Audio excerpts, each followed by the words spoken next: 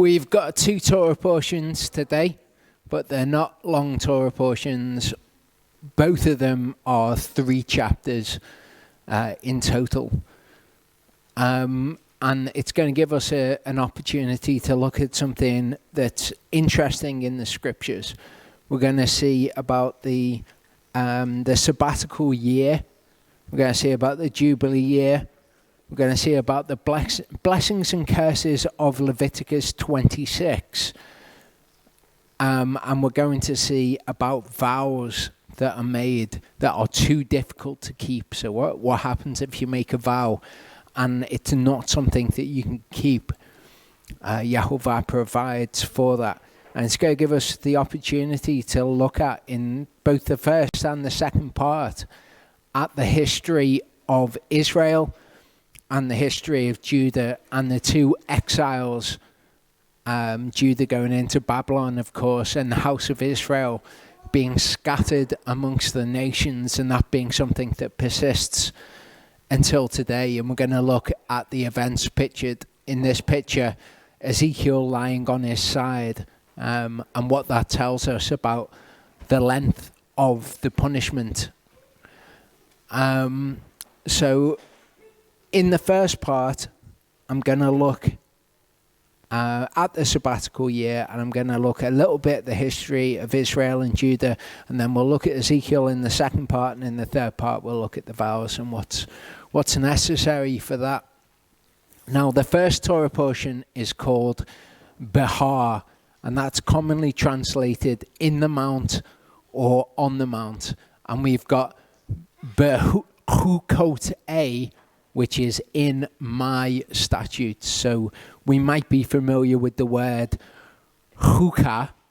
Chukah is a feminine word. It's got the a ending to it. So the plural of a feminine word standardly is ot. So we get chukot. And then if you want to make it possessive, you want to say it's mine, you would end with a yod. Okay, so you end up with Bechukkotai, my statutes. And we might be familiar as well with the letter beit, or B in English, meaning in. So when it's just something, it's in that thing. Bereshit is in the beginning. So Bahar, being in the mount, would seem reasonable. But when we see where it's taken from, perhaps on Mount Sinai would be a better name for this Torah portion. Do I have control? Ashley, could you just click on the PowerPoint, please?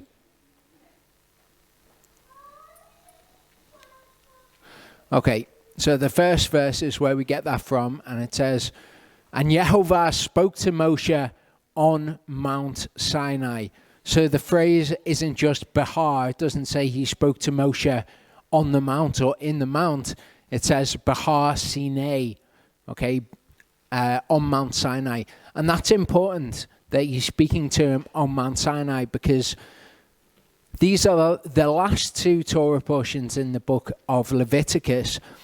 And throughout Leviticus, we've been learning about the tabernacle. We saw it being built at the end of the book of Exodus. And that's where Yehovah has been meeting with Moshe all of this time. But here it's different. So Moshe isn't meeting Yehovah in the tabernacle. He's meeting with Yehovah here on Mount Sinai. So we've actually gone back in time. That's where we see these instructions being given. It's when Moshe is told, "Come up to me and I will teach you the Torah that you are to teach to Israel." Exodus 24 verse 12 says, "And Yehovah said to Moshe, 'Come up to me on the mount.'" Okay, that's what the Torah portion's called. But here the Hebrew says, "Alei ha-hara." Okay, so we've got ha again, Behar. Here it's hara. It's given the feminine ending. Ha-hara would be the mount. Come up to me is the word alei, okay, where we would get the korban olah from? It's from the word Allah, which means to ascend. So here he's saying, Alei ha-hara, ascend the mountain, literally what it means. And be there while I give you tablets of stone and the Torah and the command which I've written to teach them. Okay, they didn't want to hear directly from Yehovah. They said, Moshe, you go up and you hear. So Yehovah says, okay, you come up and I'll tell you what to teach them. In verse 2, we see, speak to the children of Israel and say to them, when you come into the land which I give you, then the land shall observe a Sabbath to Yehovah. So there are a smattering of commands throughout the Torah when it says, when you come into the land, you will do this thing. One of them is observing a Sabbath to the land, because it's a holy land. It's Yehovah's land. It's been set apart to him. So the land observes a Sabbath. 6 years you sow your field. 6 years you prune your vineyard and gather in, where there's a saf, we'll see that in a few places, its fruit. But in the 7th year, the land is to have a Sabbath of rest, a Sabbath to Yehovah. Do not sow your field, do not prune your vineyard. So sometimes when people are looking at the commands, they get kind of caught up on, why is Yehovah doing this? Is it because it's good to let the land lie fallow for a year? Well, it might be something to do with that. But the best thing for us to say is because he asks us to. Okay? He asks for us to have a Sabbath to him. Do not reap what grows of its own, of your harvest. Do not gather the grapes of your unpruned vine, for it is a year of rest for the land. That's why. Okay, it's a year of rest for the land. Do not gather the grapes of your unpruned vine. Okay, do not reap what grows of itself. And we'll see where their food is to come from, because you might think, well, if they're not reaping and they're not harvesting, then where is the food that they're going to eat? Where's it going to come from? The Sabbath of the land shall be to you for food, which is quite an odd statement.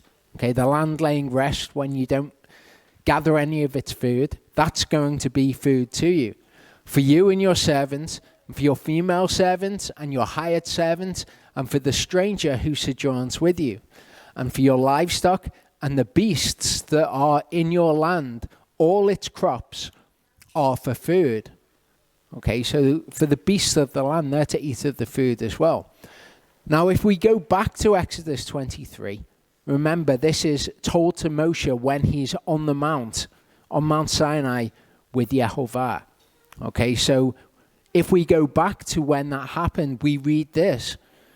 For 6 years you are to sow your land and shall gather its increase. This is part of what Moshe is to tell the people. But the 7th year you are to let it rest and shall leave it, and the poor of your people shall eat it. And what they leave, the beasts of the field eat. Do the same with your vineyard and your olive yards. This is the first time we hear about this, first time it's recorded in the Torah on the mount, which is when we're hearing about now. And you shall count 7 Sabbaths of years for yourself, 7 times 7 years. So you count up to 7, and then you count up to 7, up to 7, up to 7, until you've had 7 Sabbaths. This is very much like the period of time that we're in at the moment with the counting of the Omer. Only at the moment we're not counting Sabbaths of years, we're counting 7 Sabbaths. And then on the 50th day, 7 times 7 being 49, on the 50th day we have Shavuot. That's what we're leading towards at the moment. This is similar to it. Okay, only with Sabbaths of years. And the time of the 7 Sabbaths of years shall be to you 49 years. You shall then sound a ram's horn to pass through on the 10th day of the 7th month, the Day of Atonement. Cause a ram's horn to pass through all your land. So after 49 years, you're going to sound this ram's horn, and this is going to signify the Jubilee year. And you shall set the 50th year apart. You shall Kadash it. You shall make that set apart. Proclaim release throughout all the land to all its inhabitants. It is a jubilee for you, and each of you shall return to his possession, and each of you return to his clan.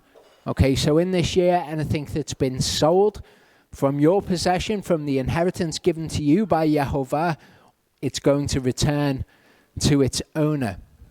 And it is interesting, when I was looking at this, okay, you shall proclaim release, and the Hebrew word is deroah, okay? And that's an interesting word because it's almost exactly the same, or it is exactly the same as an Akkadian word, okay, deroah. And this idea of proclaiming a release in the 50th year actually comes from the Akkadians. It actually comes from, originally, from Babylon. In about 1600 BC is where we first see this idea. When I say that's who it originally comes from, it's not quite what I mean, and I'll explain. Okay, this is what Blue Letter Bible will tell you. It will say it's from an unused root, meaning to move rapidly. Okay, I don't think it is. I think it's from this Akkadian word. I think this is a concept that they were familiar with. It's the same Akkadian word for the same concept, and that is much more ancient than the Torah being given, which is interesting.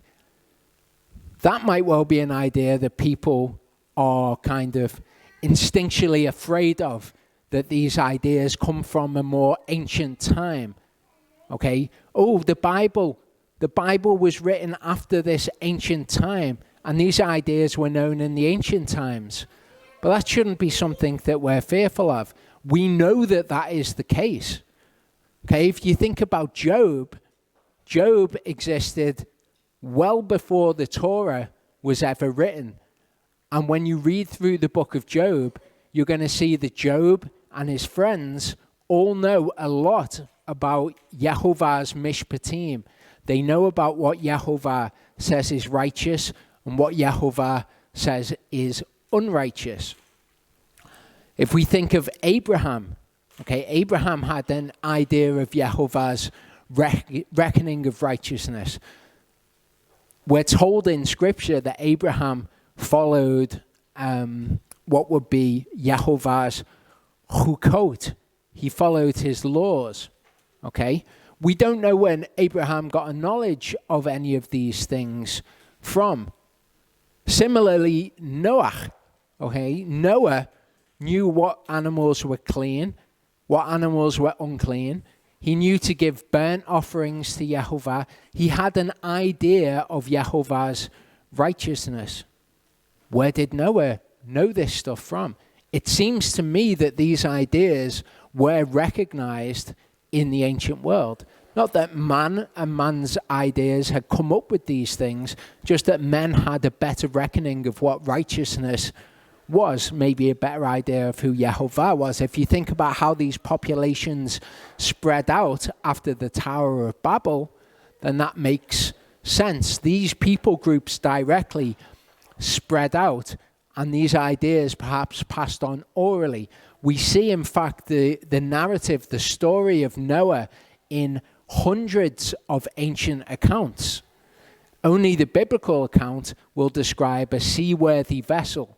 Okay, there are certain dimensions that vessels need to have to be seaworthy. But these ancient accounts, the Epic of Gilgamesh, for example, which comes from a very similar area of the world, had reflections of actual truth, actual biblical truth in.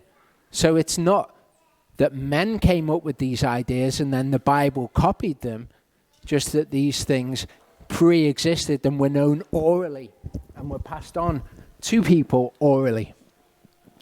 Think about Cain and Abel. Okay, Cain and Abel had a reckoning as to what was righteous in the offerings that they brought. When Cain brought an offering from the field, Yehovah said to him, look, if you do well, then it will be recognized. But if not, sin crouches at the door. If you don't do well, why is your face fallen? You've not done well. He had some kind of reckoning of what was righteous before Yehovah. And it seems that was widespread. Now, Romans 5:13-14 says, until the Torah, sin was in the world, but sin is not reckoned where there is no Torah. Okay, so when wasn't there a Torah? Well, we know when the Torah was given. It was given to Moshe. But death reigned from Adam until Moshe. So this is the period when there was no Torah that was given. But death still reigned because sin was still in the world. People were still doing bad things, and they still saw the consequence of that, which is death. But from Adam until Moshe, there was no codified Torah that was written down. And yet we see an abundance of men in the scripture have some kind of reckoning of what Yehovah expected. We even see pagan kings like Nebuchadnezzar in Babylon, which is where these decrees came from. I forget the name of the decrees now, but they were edicts by these Akkadian, Babylonian kings. And we see Yehovah directly come to Nebuchadnezzar later in Daniel's time. Okay, so you shall proclaim this Torah throughout all the land to all its inhabitants. It is a jubilee for you, and each of you shall return to its possession, each of you return to his clan. The 50th year is a jubilee to you. Do not sow nor reap what grows of its own, nor gather from its unpruned vine. This word katsar is a different word from the one that we saw asaph, to gather. It means it's got more of a connection with harvesting things in. And this word basar, to basar from the unpruned vine, it can mean to gather. It's recognized to mean that. But it also has a sense of restricting something. So the 50th year is a jubilee to you. Do not sow nor reap what grows of its own, nor gather from the unpruned vine. And then it says it is a jubilee. It is set apart to you. Eat from the field its crops. Well, wait there. If it's saying eat from the field its crops, why is it saying do not reap what grows of itself, nor gather from the unpruned vine? This is a puzzle. I got in touch with Charlie. I was like, does this make sense to you? The idea of katsaring what grows of itself is to do with harvesting. The idea of basaring from the unpruned vine is kind of the idea of restricting. So what it seems to probably be saying, and it's difficult to know for certain, but what it seems to be saying is don't take these things for yourself. Don't harvest them in. Just like you can go through the grain fields and eat of somebody else's grain field, but you can't harvest of their grain field. Okay? And we're not to restrict our vines so other people can't eat of them. We're not to gather it in for ourselves. So that seems to be what it's saying in the Jubilee year. So the Jubilee year would follow from the 7th Sabbath. You would have counted 7 years, 7 times. 49th year would have been a Sabbath. And then the 50th year as well would have been a year where you wouldn't harvest. In Isaiah 37, 29-32, it says, because your rage against me and your pride have come up to my ears, I shall put my hook in your nose and my bridle in your lips, and I shall turn you back by the way which you came. And this shall be the sign for you. This year you eat such as grows of itself, and the second year what springs from that. And in the third year, sow and reap, plant vineyards, and eat the fruit of them. Now, when this is said, this is when King Hezekiah comes to Isaiah. Okay, so this is in King Hezekiah's time. We're going to hear a little bit today about King Hezekiah and King Zedekiah. Hezekiah was a good king, and he was spared from being captured by the king of Assyria. Zedekiah was a bad king, and he was eventually taken into captivity by the king of Babylon. The reason that the house of Judah were taken into captivity is because they weren't observing the Sabbath years. Okay, we're explicitly told that. Here they're told, this year you eat such as grows of itself, second what springs from that. It's interesting because when we're hearing about the Jubilee year, we see the exact same Hebrew phrase, what grows of its own, or here rendered, what grows of itself. It's the same phrase. So there's a little bit of a flavor of Leviticus 25 to this verse. And I looked into this to see whether or not this was a Jubilee year. There's a good chance that this is a Jubilee year when Hezekiah wasn't taken into captivity. There's a good chance. I'm not going to go into it all because it's actually completely unimportant whether or not it was. But if it was, the year before would have been a Sabbath year. And since the house of Judah didn't observe any of the Sabbath years, it seems fitting that the sign to them that Yehovah is going to provide for them and set them free are the very same things Yehovah providing for them supernaturally with the land. In the third year, sow and reap, plant vineyards and eat the fruit of them, which would have been the same after the Jubilee. The remnant who have escaped of the house of Yehudah shall again take root downward and bear fruit upward. So again, this is the King Hezekiah, about 100 years before King Zedekiah. Hezekiah wasn't taken into captivity. He was given a reprieve by Yehovah. Zedekiah was. For out of Jerusalem comes forth a remnant, and those who escape from Mount Sion, the zeal of Yehovah Zevaot does this. So this is what Hezekiah is told through Isaiah. Leviticus 25, 20 to 22, which we will get to, but this tells us where the food is going to come from if they were to observe the Sabbath year, okay, which the house of Judah didn't do.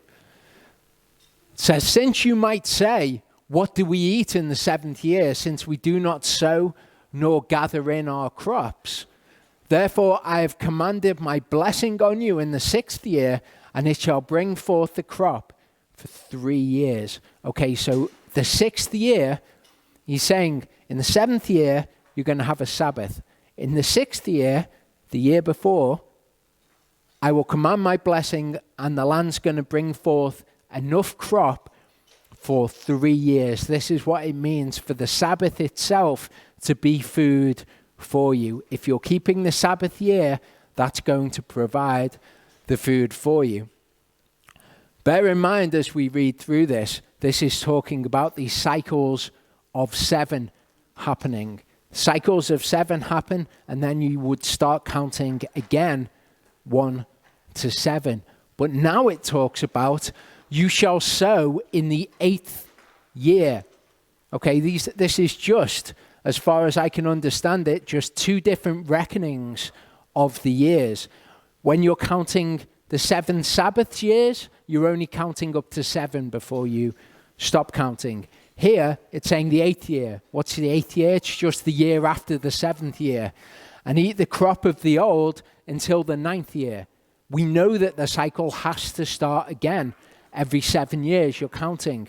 So when it just throws in there the 8th year, that must be the first year to one way of counting, or the 8th year to another year of counting. It just means the year after the 7th year. You shall sow in the 8th year. Eat of the crop until the 9th year, when the things that you harvest will be your food. Eat of the old until the crop comes in. So if you keep the Sabbath year, the land will provide food for you for the 3 years. And in those years, the Sabbath years, you are to let the poor of the land eat from your field, and the beasts of the field are also to eat. In Jeremiah 34, 6 to 22, it says, and Yirmiyahu, that's Jeremiah, the prophet, spoke all these words to Zedekiah, the king of Yehudah in Jerusalem. Okay, so that is King Zedekiah. Isaiah was around in the time of King Hezekiah. Jeremiah was around in the time of King Zedekiah. It was about 100 years after Isaiah was around. The king of Yehudah in Jerusalem, he's the king that we're going to see go into captivity. While the king of Babylon's army was fighting against Jerusalem. So the king of Assyria took the house of Israel into captivity. And that's in the year or in the reign of King Hoshea, king of Israel.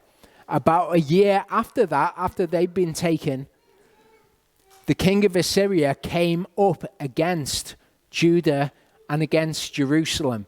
And he took some of the walled cities of Judah and Jerusalem. But Hezekiah was told, he will not take your city.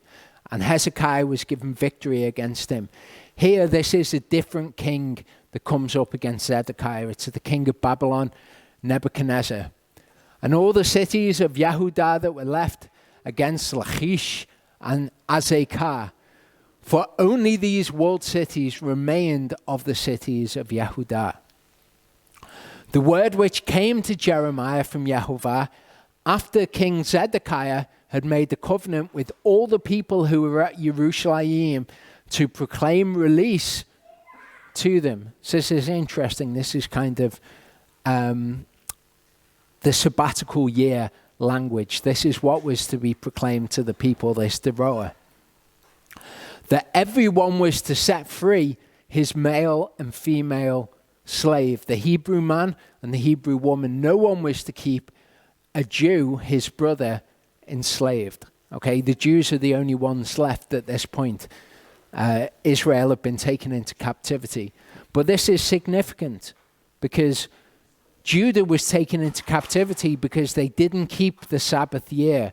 Here, King Zedekiah, the king that would ultimately be taken into captivity, he made the covenant with all the people, saying to them, you're going to keep the Sabbath year, right? You're going to free the people who are working for you, the Hebrews who are working for you. You're going to keep the Torah.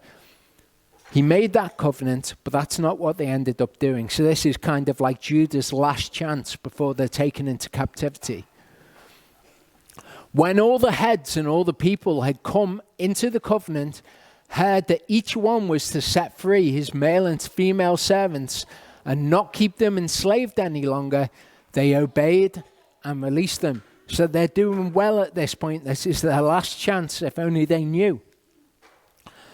But afterward, they changed their minds and made the male and female servants return whom they had set free, and brought them into subjection as male and female slaves.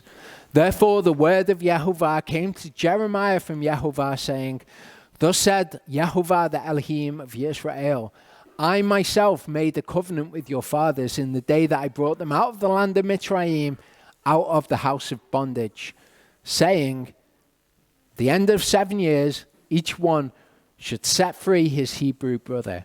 When did this happen? We saw as Exodus 24:12. Moshe is on the mount being told this. Who has been sold to him, and when he has served you 6 years, you shall let him go free from you, but your fathers did not obey me, nor incline their ear. So this is Yehovah's charge against Judah. They've not been keeping the Sabbath year. And you recently turned and did what was right in my eyes, each man proclaiming release to his neighbor. And you made a covenant before me in the house which is called by my name. But you turned back and profaned my name, and each of you took back his male and female slaves, whom he had set free at their pleasure, and brought them into subjection to be your male and female slaves. Therefore, thus said Yehovah, you have not obeyed me in proclaiming release or Torah. Each one to his brother, each one to his neighbor. See, I am proclaiming release to you, declares Yehovah, to the sword, to pestilence, to the scarcity of food, and I shall make you a horror to all the reigns or all the kingdoms of the earth. So we know in the world we are in captivity to sin. We're in slavery or bondage to sin. Through Yeshua's blood, we are set free and we're taken into captivity to righteousness. But Yehovah says here, look, I'm going to release you from the Torah, from all these good things that I promise you. I'm going to proclaim a release to you, Yehovah says, to the sword, to pestilence, to the scarcity of food. You're welcome to go back to all of those things. And I shall give the men who are transgressing my covenant, who have not established the words of the covenant. And that's a good word for us to recognize there. In the Septuagint, it's histemi. That's the word that we see Paul use when he says, do we forsake the Torah? God forbid, we establish the Torah. This is what we're to do with Yehovah's word. We're to histemi or kum them, the words of the covenant, which they made before me. Interesting to note here, it says, when they cut the calf in two and passed between the parts of it. This is what we see Abraham doing. Now, when I was looking at the idea of, sometimes people will say, this has historical context, and they will just represent that to you as a truth. They'll say, oh, this is what people used to do in the past, or this is, this is the historical context for that. I said, make sure that you have a source for it. Here, we see them cutting the calf in two and passing between the parts of it. What we don't have is them saying, may we be as the parts of these animals. But we do see the same thing has happened when Abraham made the covenant. The men who made this covenant do this act as well. They pass between the parts of the animal. The heads of Yehudah and the heads of Jerusalem, the eunuchs and the priests and all the people of the land who pass between the parts of the calf. And I shall give them into the hand of their enemies and into the hand of those who seek their life, and their corpses shall be for food to the birds of the heavens and the beasts of the earth. And I shall give Zedekiah, king of Judah, and his heads into the hands of their enemies and into the hands of those who seek their life, and into the hand of the king of Babylon's army that has withdrawn from you. See, I am commanding, declares Yehovah, and shall bring them back to this city, and they shall fight against it and take it and burn it with fire. And I shall make the cities of Judah a ruin without inhabitant.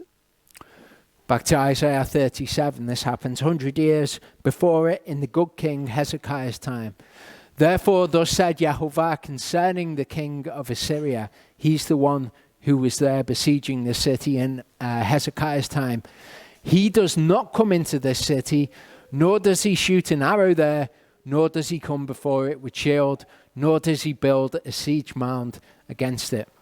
So when they were surrounded by the enemy, Yehovah said, no, you know what? The enemy aren't going to win here. They're not going to triumph. It looks bad, but they're not going to win. In King Zedekiah's time, he said, look, the king of Babylon who's gone, you might think that it looks good. You might think that you've got no trouble now. But I'm commanding he's going to come back, and he is going to take this city. So Yehovah has the power to do as he wills. He can make the surrounding army leave, and when everything seems good to us, but we're being disobedient, he can make an army come back. By the way that he came, by the same he turns back, and into this city he does not come, declares Yehovah. And I shall defend this city to save it for my own sake and for the sake of my servant David. This is what Yehovah does. He sends an angel who kills 186,000 of the men of Assyria. In 2 Chronicles 36, 11 to 21, we see what happens with King Zedekiah, though, the guy who set himself against Yehovah. When Zedekiah was 21 years old, when he began to reign, and he reigned 11 years in Jerusalem, and he did evil in the eyes of Yehovah his Elohim. He did not humble himself before Jeremiah the prophet, who spoke from the mouth of Yehovah. He also rebelled against King Nebuchadnezzar, who had made him swear by Elohim, but he stiffened his neck, he hardened his heart against turning to Yehovah, Elohim of Israel. Also, all the heads of the priests and the people trespassed more and more, according to all the abominations of the Gentiles, and they defiled the house of Yehovah, which he had set apart in Jerusalem. And Yehovah, Elohim of their fathers, sent to them by his messengers, rising up early and sending for them, for he had compassion on his people and on his dwelling place. So it's not just the prophet Jeremiah. There were a bunch of prophets, including the prophet Ezekiel, who were around in the time of Zedekiah. And they were all sent to the people to say, listen, you need to turn back. And as we saw, the people did turn back, but then they changed their mind. But they were mocking the messengers of Elohim and despising his words, scoffing at his prophets, and the wrath of Yehovah arose against his people until there was no healing. Therefore he brought against them the king of the Chaldeans, and he slew their young men with the sword in the house of the set-apart place, and had no compassion on young man or maiden, on the aged or the weak. He gave all into his hand. That's one of the things that we see in Deuteronomy 28, that they will have no compassion on these people. All the utensils from the house of Elohim, great and small, and the treasures of the house of Yehovah, and the treasures of the king and of his leaders, all these he brought to Babylon. And they burned the house of Elohim, broke down the wall of Jerusalem, burned all its palaces with fire, and destroyed all its valuable utensils. And those who escaped from the sword, he exiled to Babylon, where they became servants to him, and his sons, until the reign of the kingdom of Persia. And it's King Cyrus, one of the kings of Persia, that we see who releases Judah from Babylon. In order to fulfill the word of Yehovah by the mouth of Jeremiah, until the land had enjoyed her Sabbaths, as long as she lay waste, she kept Sabbath until 70 years were completed. So something that maybe didn't seem like a big deal to the house of Judah, oh, we're not keeping the Sabbath year, big deal, was a big deal to Yehovah. They turned back and they kept the Sabbath year that year. That was their last chance. Then finally their iniquity grew to the point where Yehovah took them away and said, okay, if you're not going to keep the Sabbath in the land keeping her Sabbaths will be enforced upon you. Jeremiah 25, 8-14 says, therefore thus said Yehovah Sebaot, because you did not obey my words, see, I am sending and taking all the tribes of the north, declared Yehovah, and Nebuchadnezzar the king of Babylon, my servant, and shall bring them against this land and against her inhabitants, and against these nations all around, and shall put them under the ban, and make them an astonishment and a hissing and everlasting ruin. So these are the words of Jeremiah which are fulfilled. And I shall banish from them the voice of rejoicing and the voice of gladness, the voice of the bridegroom, the voice of the bride, the sound of the millstones, and the light of the lamp.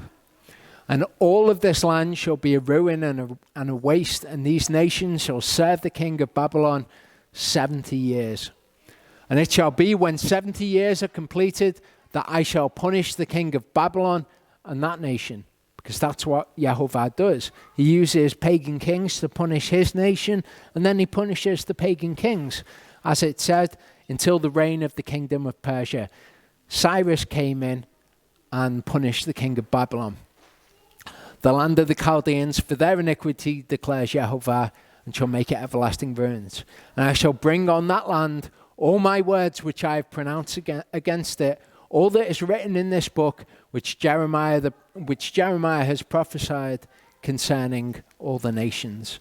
For they too shall be enslaved by many nations and great kings, and I shall repay them according to their deeds and according to the works of their hands. So that's Babylon that's being prophesied of there.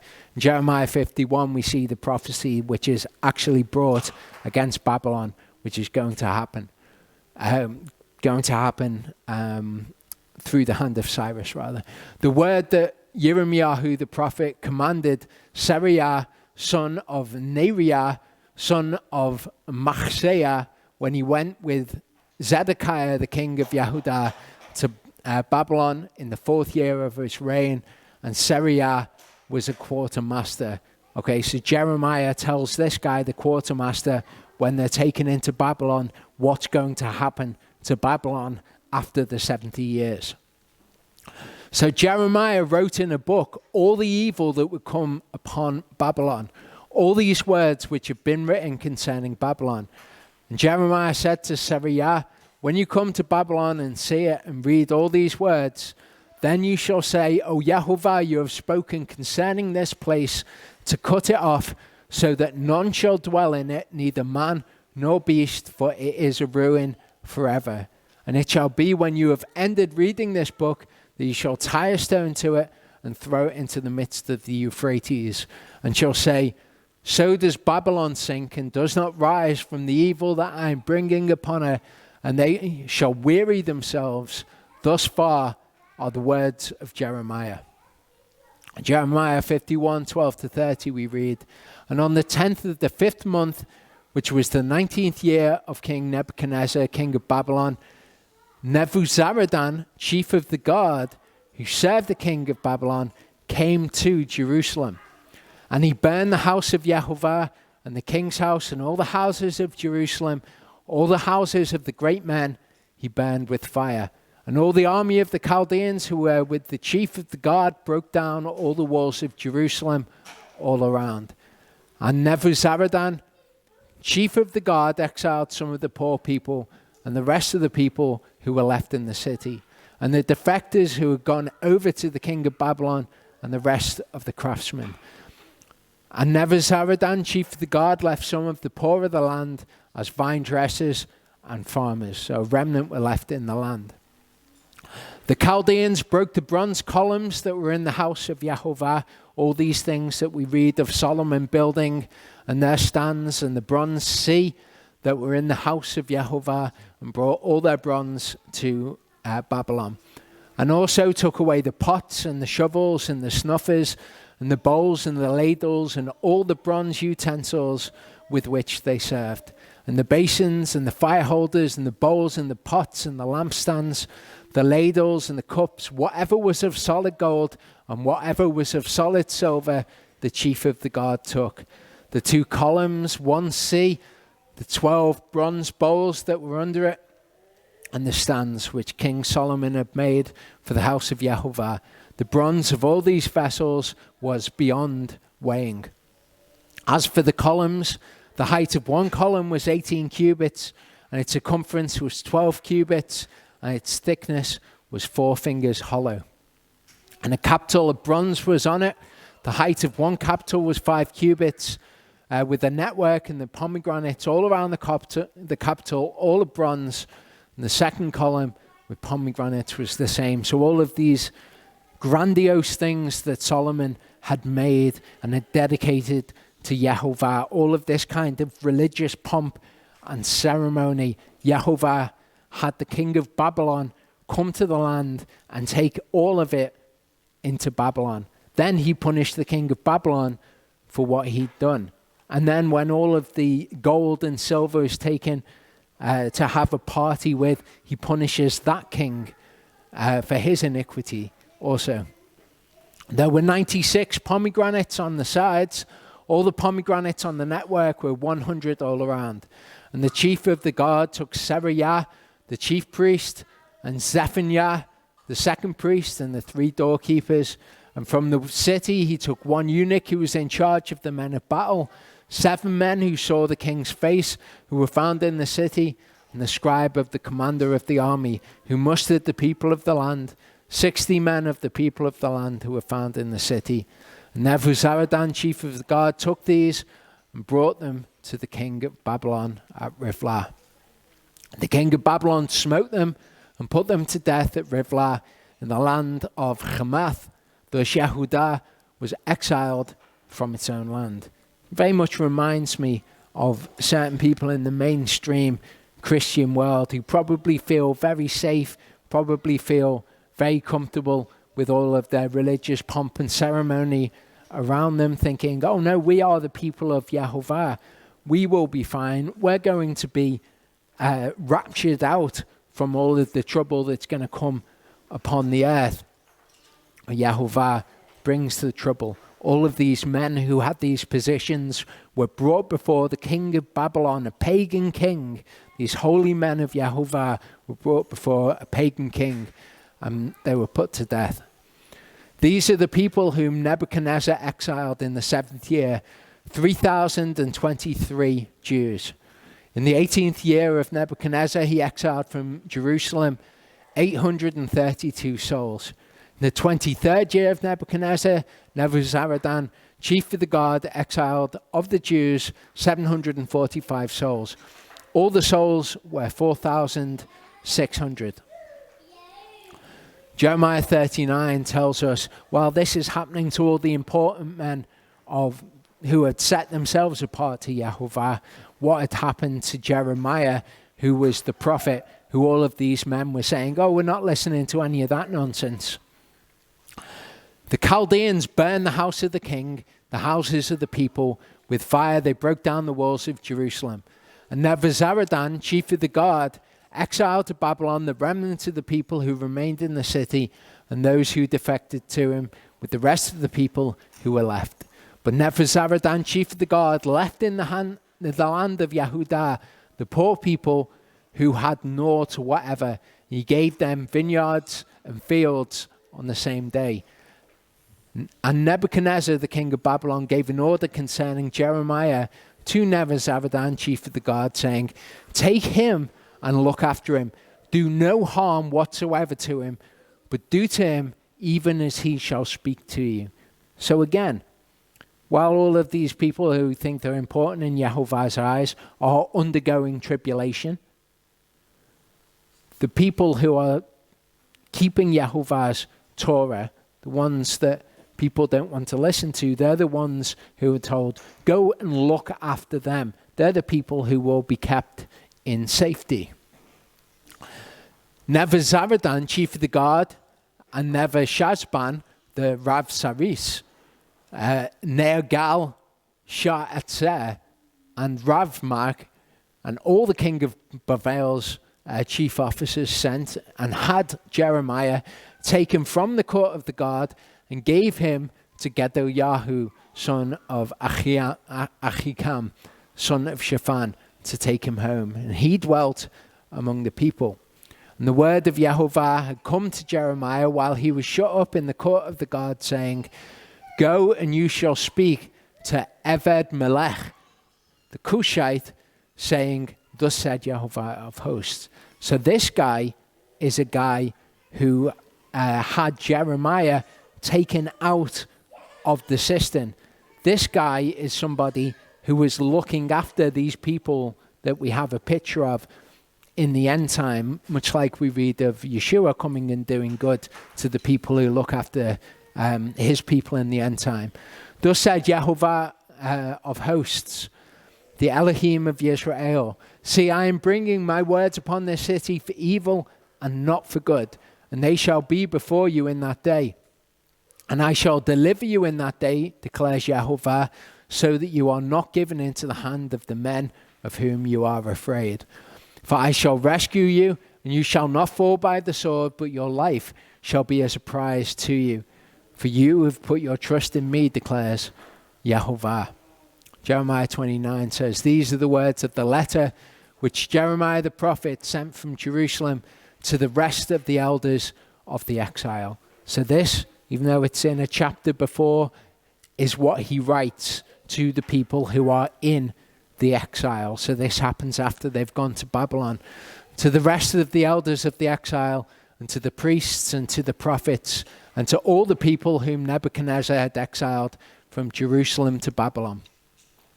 After Yechoniah the king, and the queen mother, and the eunuchs, and the heads of Yehudah, and the Yerushalayim, and the craftsmen and the smiths had gone into exile from Yerushalayim, by the hand of Elisah, son of Shaphan, and Gemaiah, the son of Hilkiah, whom Zedekiah, king of Yehudah, had sent to Bavel, to Nebuchadnezzar, the king of Babylon, saying, thus said Yehovah Sevaot, Elohim of Israel, to all the exiles whom I had exiled from Yerushalayim to Bavel.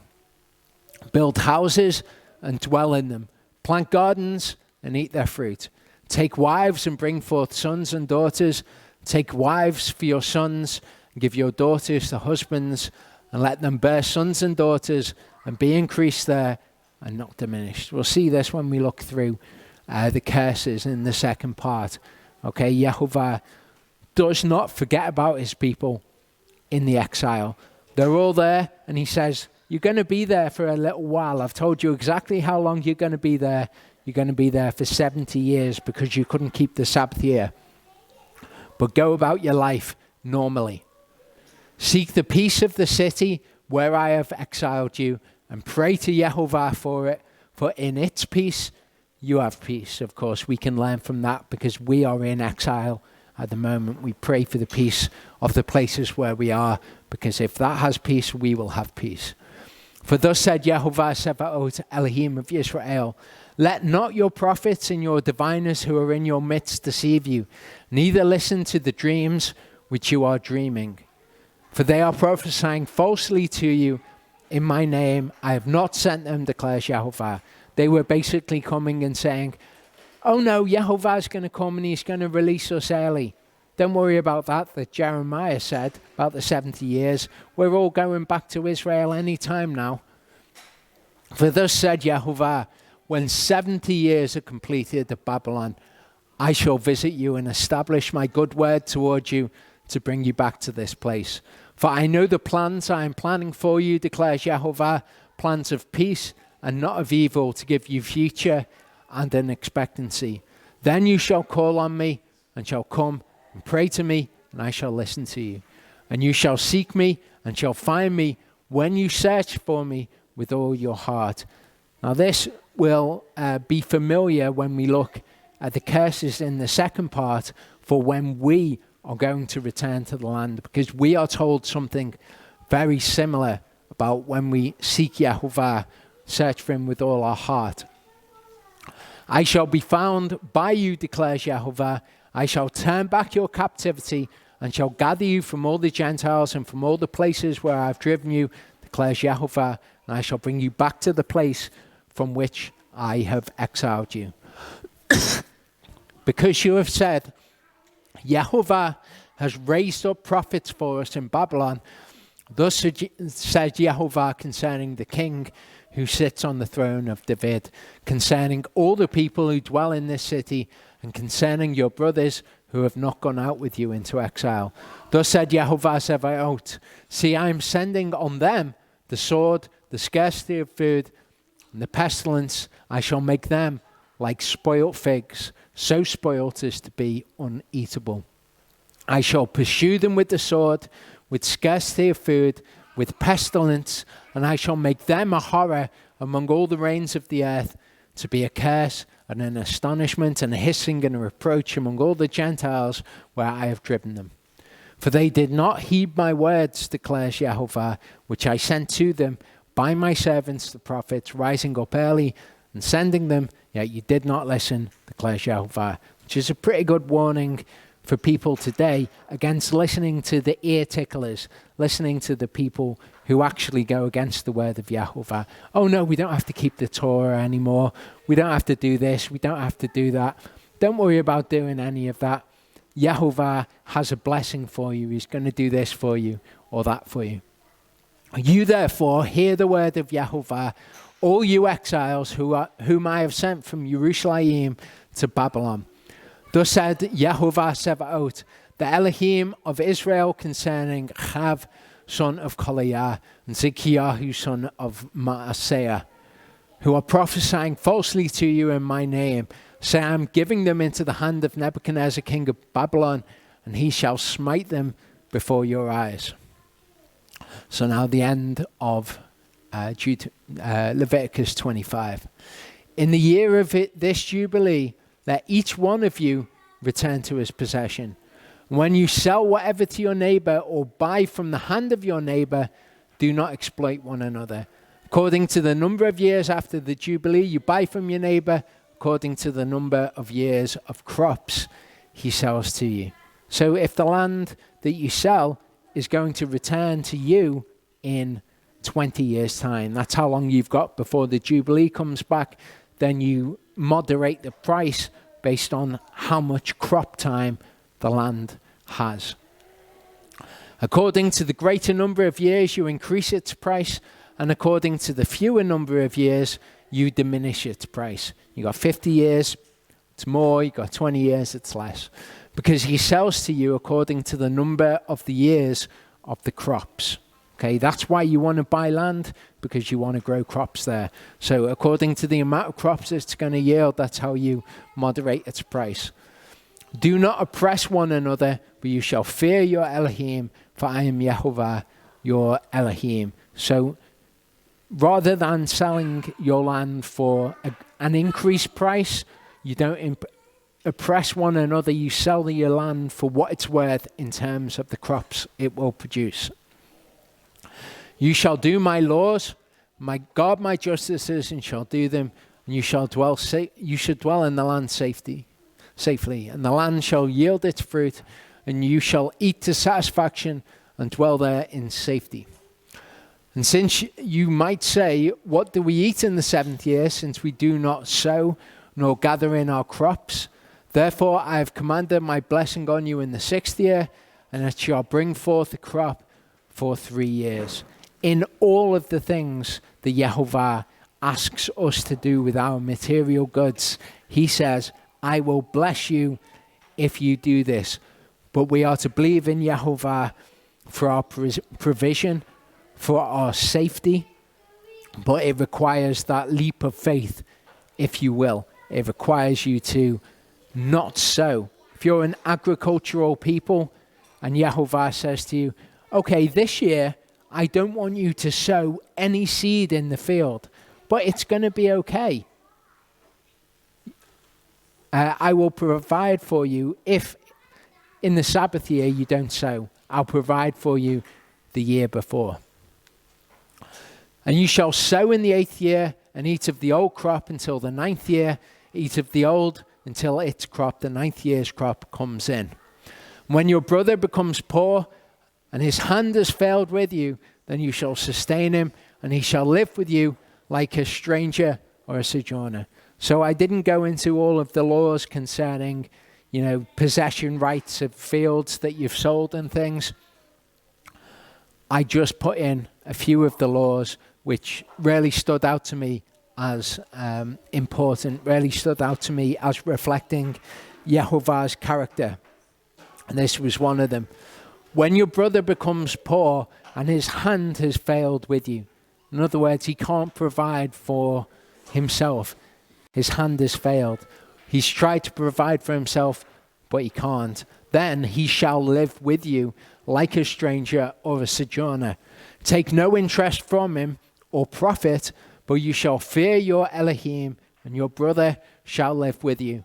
Do not lend him your silver on interest. Do not lend him your food for profit. I am Yehovah your Elohim, who brought you out of the land of Mitzrayim to give you the land of Canaan to be your Elohim. But he makes a point. This is my land. This is how you are to act when you're in the land. If someone becomes poor, have them come and to live with you. And you provide for them, not for profit, not for interest, but for their benefit. In the second part, we'll look at this history of Judah, and we'll look at Ezekiel lying on his side for 390 days on his left side, lying on his right side for 40 days, representing years, and whether that has anything to do with the amount of time that we are in exile or not. We'll come back in the second part. Canaan to be your Elohim. But he makes a point. This is my land. This is how you are to act when you're in the land. If someone becomes poor, have them come and to live with you. And you provide for them, not for profit, not for interest, but for their benefit. Okay, so the important bits to remember from the first part. King of Assyria comes, he takes the house of Israel into captivity, about 720 BC.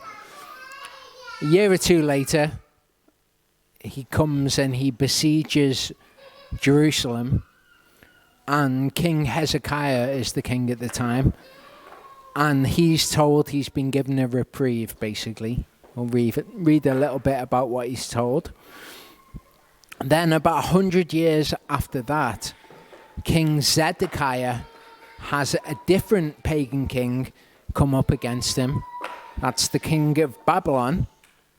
and he's the one that's taken into Babylon, and the house of Judah are taken into captivity, specifically because they broke the yearly Sabbath. They failed to keep the yearly Sabbath.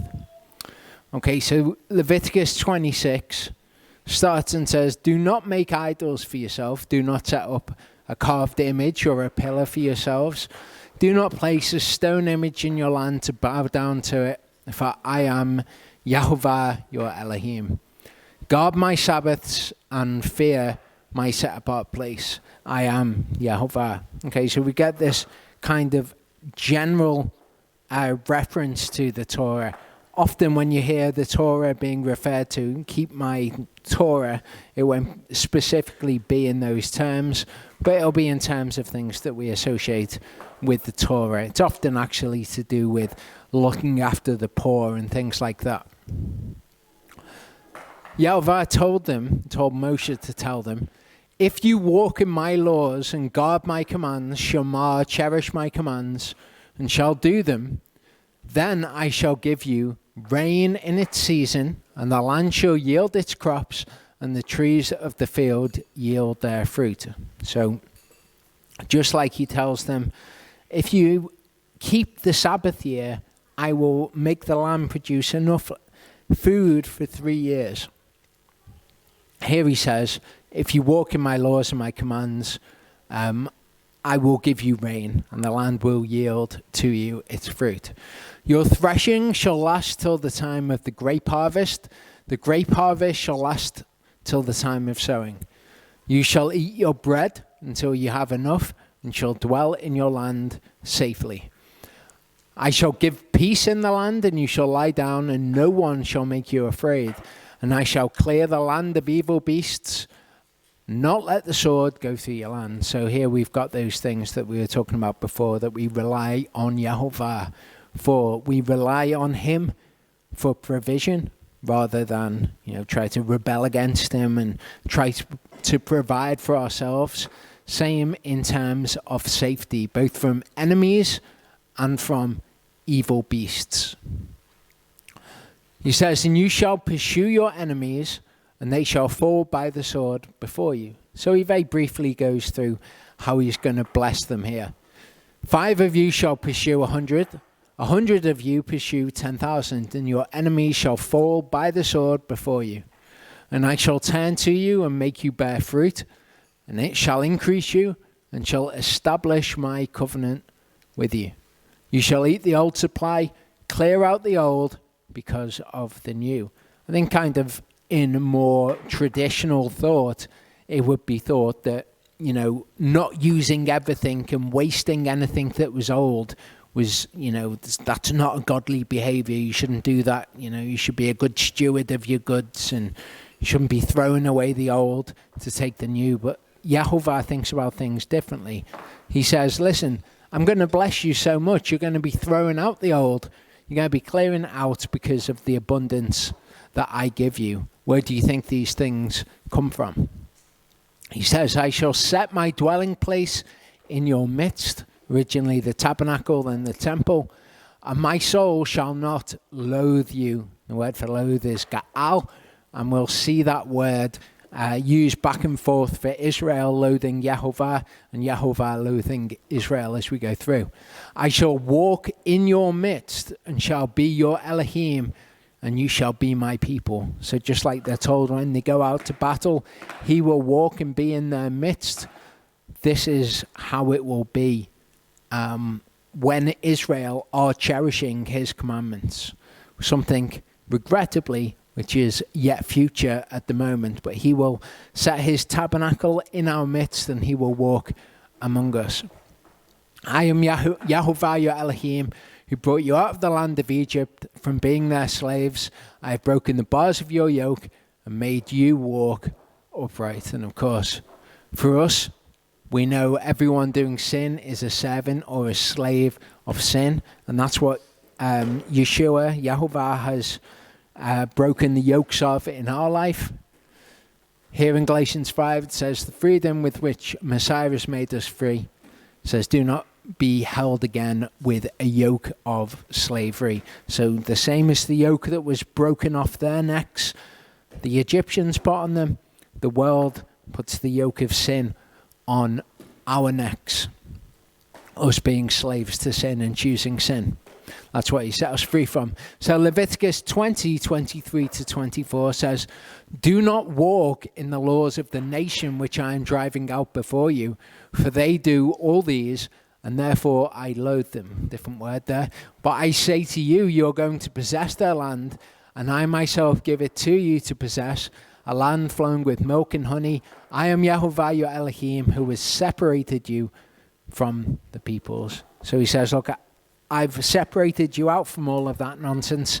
I've broken that yoke off your neck. Don't return to it. To the people we read before, he said, look, I'm releasing you back to all that nonsense. "But if you do not obey me, do not do all these commands, if you reject my laws, or if your soul, Gaals, loathes my justices, so that you do not do all my commands, but break my covenant, I also do this to you, and I shall appoint sudden alarm over you, wasting disease and inflammation, destroying the eyes and consuming the life. And you shall sow your seed in vain, and your enemies shall eat it. And I shall set my face against you, and you shall be smitten before your enemies, and those who hate you shall rule over you, and you shall flee when no one pursues you. After all this, if you do not obey me, then I shall punish you 7 times more for your sins." So here where he's saying, I'm going to punish you 7 times more, he's not saying I'm going to take that punishment and times it by 7. He's saying I'm going to increase the punishment that is felt by you 7-fold. And then he details what that 7-fold punishment actually is. "I shall break the pride of your power, and shall make your heavens like iron, and your earth like bronze. And your strength shall be spent in vain, and your land not yield its crops, nor the trees of the land yield their fruit. And if you continue to walk contrary to me, and refuse to obey me, I shall bring on you 7 times more plagues." Again, not the original plagues times by 7, rather the felt effect of these things being 7 times more, "according to your sins." And he details that.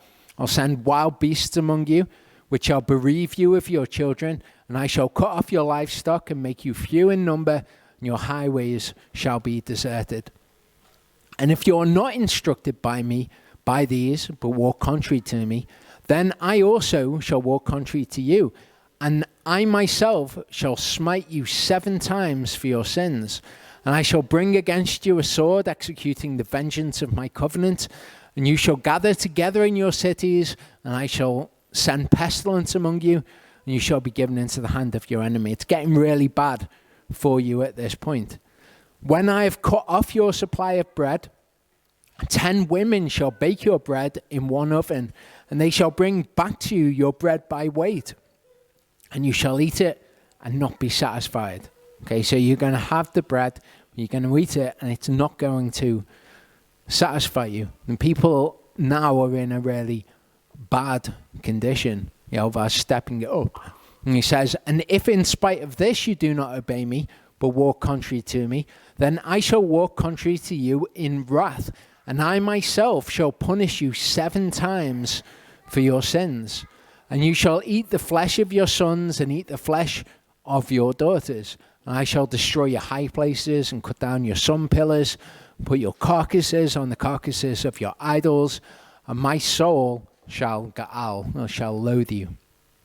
And I shall turn your cities into ruins, and lay your set-apart places waste, and not smell your sweet fragrances. I will not regard the offerings that you bring before me.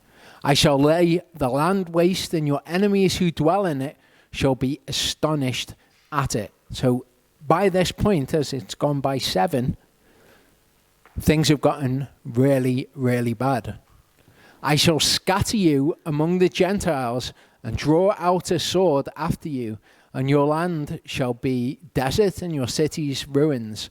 And the land enjoy its Sabbaths as long as it lies waste and you are in your enemy's land. Then the land would rest and enjoy its Sabbaths. Okay, so he says, once it reaches this point, I'm going to scatter you. He says, I'll increase this 7 times more. All of this stuff's going to happen, and I'm going to scatter you among the Gentiles in order that the land would enjoy its Sabbaths that it didn't enjoy before. So that's a really important piece of information to hold on to.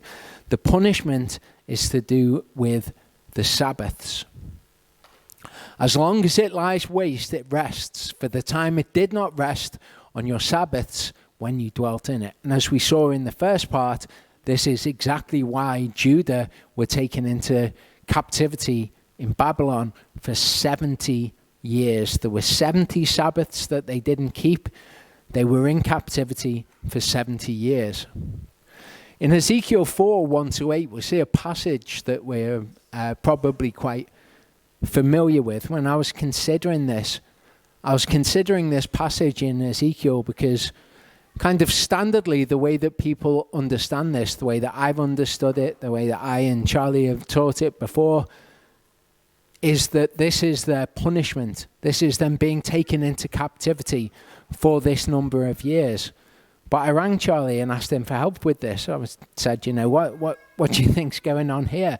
This is different to what we see happening with Judah. There's kind of a common idea that what happened in Ezekiel is 390 days he had to lie on his left-hand side for the house of Israel. Each day was for a year, so the house of Israel's punishment were 390 days. And then that was times by 7. But that's not what Leviticus 26 says. It doesn't say, I shall scatter you among the Gentiles, and if you still walk contrary to me, I will times your punishment by 7. And further to that, these 390 days have nothing to do with how long the house of Israel were taken into captivity. On the other side, he has to lie on his right-hand side. For Judah, he has to lie on his side for how long? For 70 years? No. He has to lie on his side for 40 years. So it has nothing to do with their punishment either, how long they were taken into captivity for. If we read what the passage says, what is happening here becomes clear to us. And rather than it being anything to do with the amount of time we're in captivity, it actually has to do with an amazing picture of Yeshua being formed. And you, son of man, take a clay tablet, and you shall lay it before you, and shall inscribe on it a city, Jerusalem. Lay siege against it, and build a siege wall against it, and heap up a mound against it, and set camps against it, and place battering rams against it all around. Then take an iron plate, and set it as an iron wall between you and the city, and you shall set your face against it, and it shall be besieged, and you shall lay siege against it.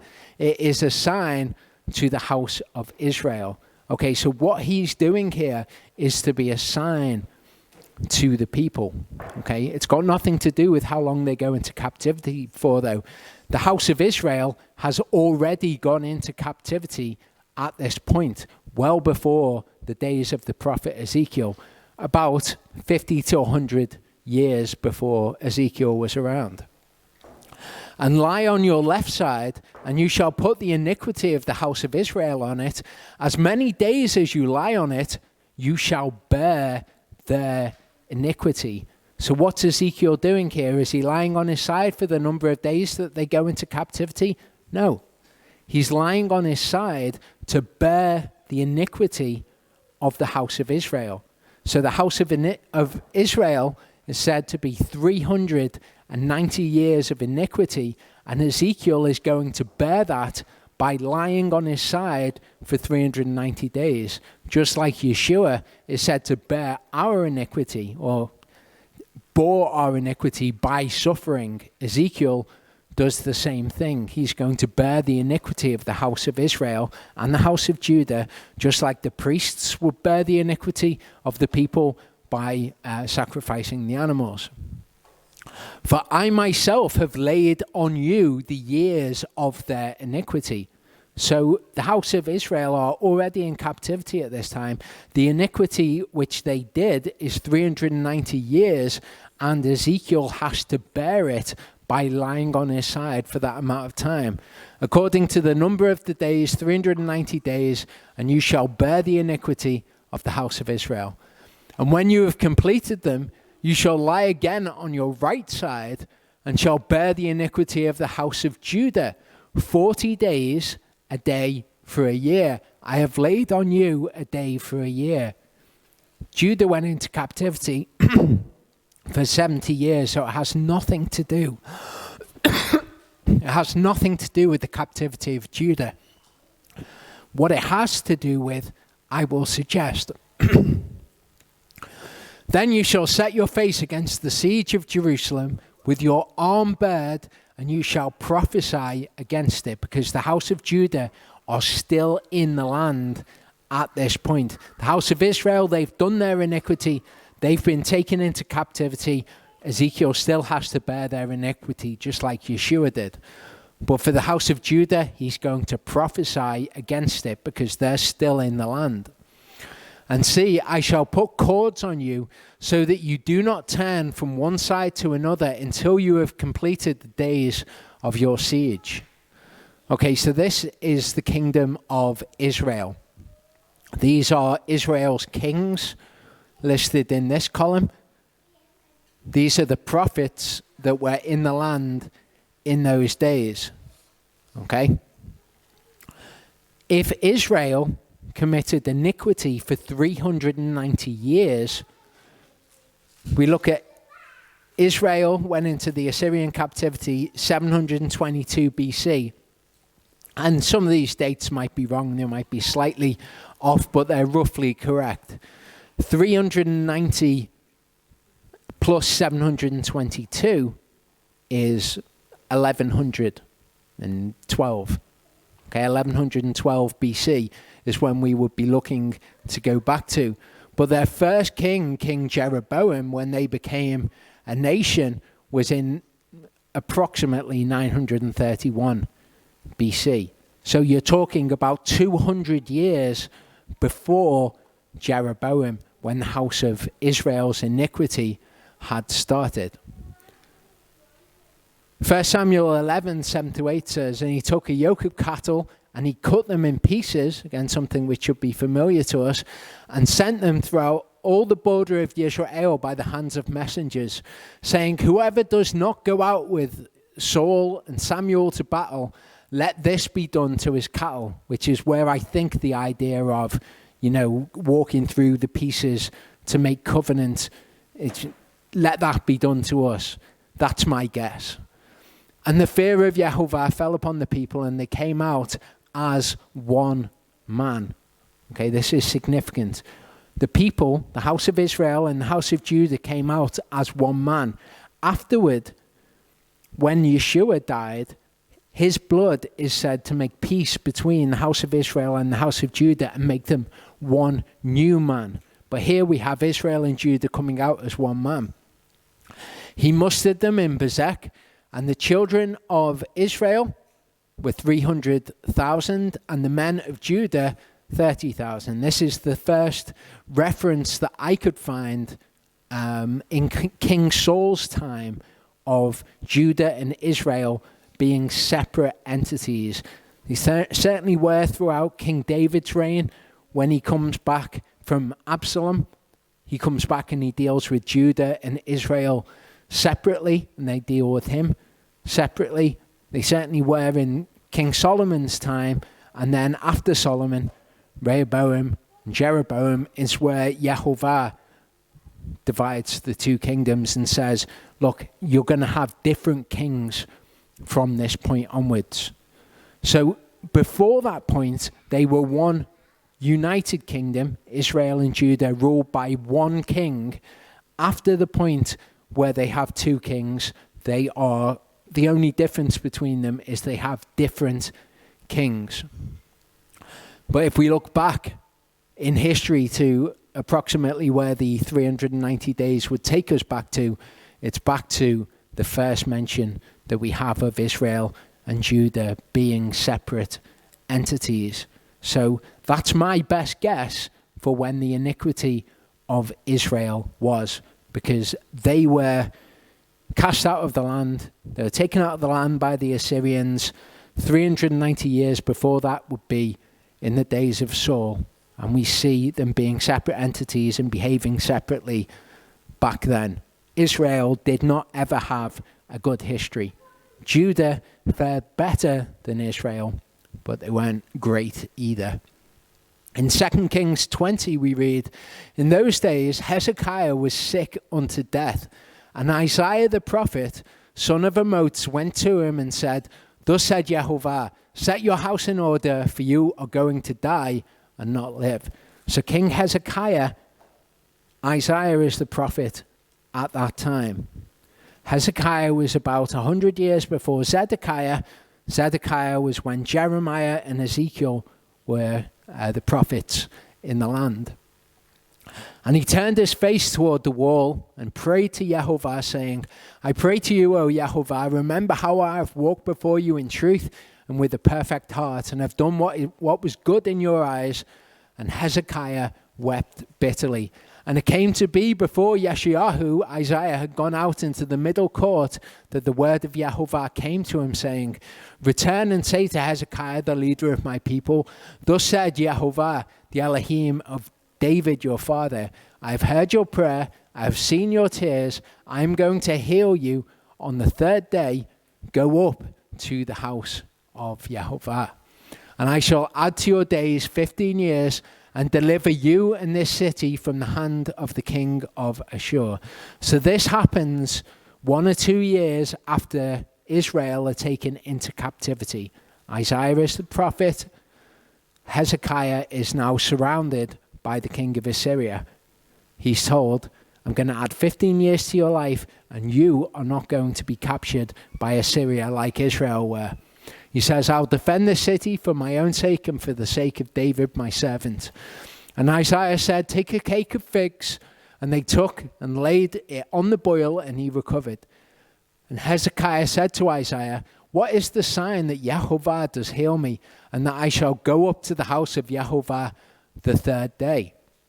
And Yeshayahu said, "This is the sign for you from Jehovah, that Jehovah does the word that he has spoken. Shall the shadow go forward 10 degrees? Go backward 10 degrees. And Hezekiah said, "It would be easy for the shadow to go down 10 degrees.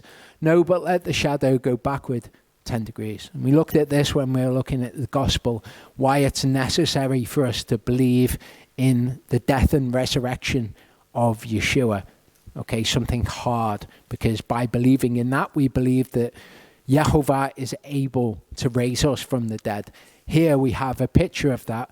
On the third day, Hezekiah is going to be healed, like the third day Yeshua was risen. And he chooses something hard for Yehovah to do as well. And he believes this. And Isaiah the prophet cried out to Yehovah, and he brought the shadow 10 degrees backward, by which it had gone down on the sundial of Achaz. At that time, Berodach Baladan, son of Baladan, king of Babylon, sent letters and a present to Hezekiah, for he heard that Hezekiah had been sick. And Hezekiah listened to them and showed them all his treasure house, the silver and the gold and the spices and the precious ointment and all his armory and all that was found among his treasures. There was not an object in his house or in all his rule that Hezekiah did not show them. So he's told, you're going to be safe from the king of Assyria. And then he shows to the king of Babylon's servant, he shows all the wealth of Israel. And Isaiah the prophet came to King Hezekiah and said to him, what did these men say? And from where did they come to you? And Hezekiah said, they came from a distant land, from Babylon. And he said, what have they seen in your house? And Hezekiah answered, they saw all that's in my house. There's not an object among my treasures that I did not show them. And Isaiah said to Hezekiah, hear the word of Yehovah. See, the days are coming when all that is in your house and what your fathers have treasured up until this day shall be brought to Babylon. No object is to be left, said Yehovah. Okay, and that's what we saw in the first part, where they went in and they destroyed the house of Yehovah and they took all of the things. And they are going to take away some of your sons who are going to be born to you, whom you bring forth, and they shall be eunuchs in the palace of the king of Babylon. And Hezekiah said to Isaiah, the word of Yehovah which you have spoken is good.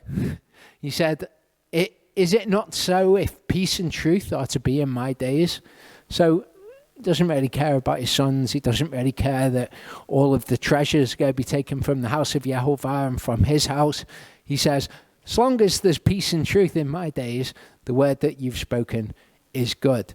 And indeed it is good. Hezekiah was a good king and he was blessed by Yehovah because of it.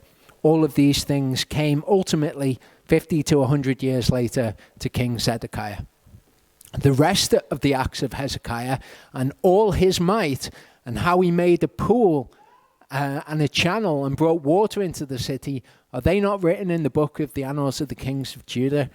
So Hezekiah slept with his fathers, and Manasseh his son reigned in his place. And if you know anything about Manasseh, he was a bad guy. So Judah went into the Babylonian captivity in 586 BC. If we're trying to work out when were the 40 years of Judah's iniquity, we can reckon it from 586 BC. This is just my best guess. There's nothing in the scriptures that I know of that tells me this is definitely when the 40 years were. We see here the prophets in the time of these kings were Habakkuk, Zephaniah, Jeremiah, and Ezekiel. It's when the book of Lamentations was written. So 586 BC, if we go back 100 years, that'll take us to 686 BC. This is roughly when Hezekiah was ruling. And Hezekiah was good. And the way that I reckon it is from Hezekiah to Zedekiah, there were 40 years of iniquity. There were 100 years of time, but I think this is where the 40 years of iniquity were. Okay, Manasseh started evil, ended up good. He repents, of course. Okay, and he reigned for roughly 45 years. Some of it was evil, some of it was good. Ammon, all of that reign was evil. That's 2 years of his reign. Josiah, he was a good king, so we can knock off 32 years of the 100 years, which were good.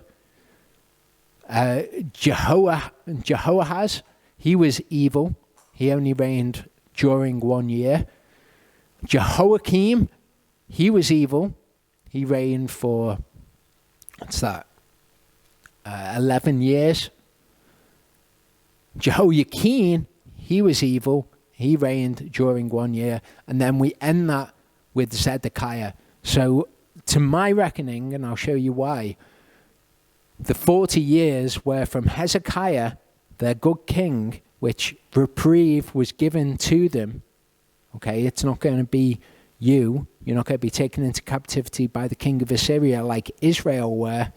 It was after that point, after Israel were taken into captivity, that's when Judah's 40 years of evil were. Might be right, might be wrong. I'll show you why I think that. In Jeremiah 3:6-8, it says, and Yehovah said to me, in the days of Yoshiahu the king, have you seen what backsliding Israel has done? She has gone up on every high mountain and under every green tree, and there committed whoring. And after she had done all these, I said, return to me, but she did not return, and her treacherous sister Judah saw it. And I saw that for all the causes for which backsliding Israel had committed adultery, I had put her away, given her a certificate of divorce.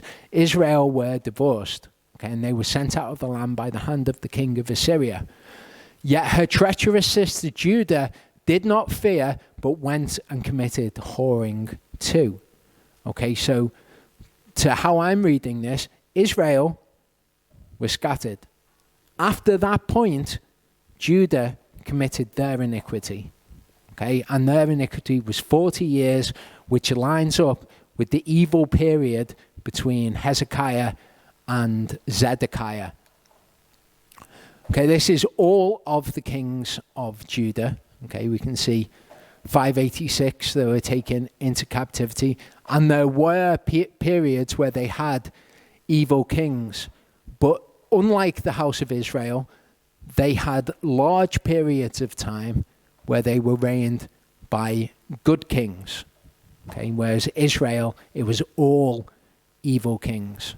So to my best reckoning, and it doesn't really matter what my best reckoning is, but to my best reckoning, it's from Hezekiah to Zedekiah. After that period of reprieve that they were given, the house of Israel was sent into captivity. They were told, no, you're okay. You will continue. They had 40 years of iniquity after that. It doesn't matter when the 40 years of iniquity were. What matters is that the 40 years of iniquity didn't match up to the 70 years that they were in Babylon.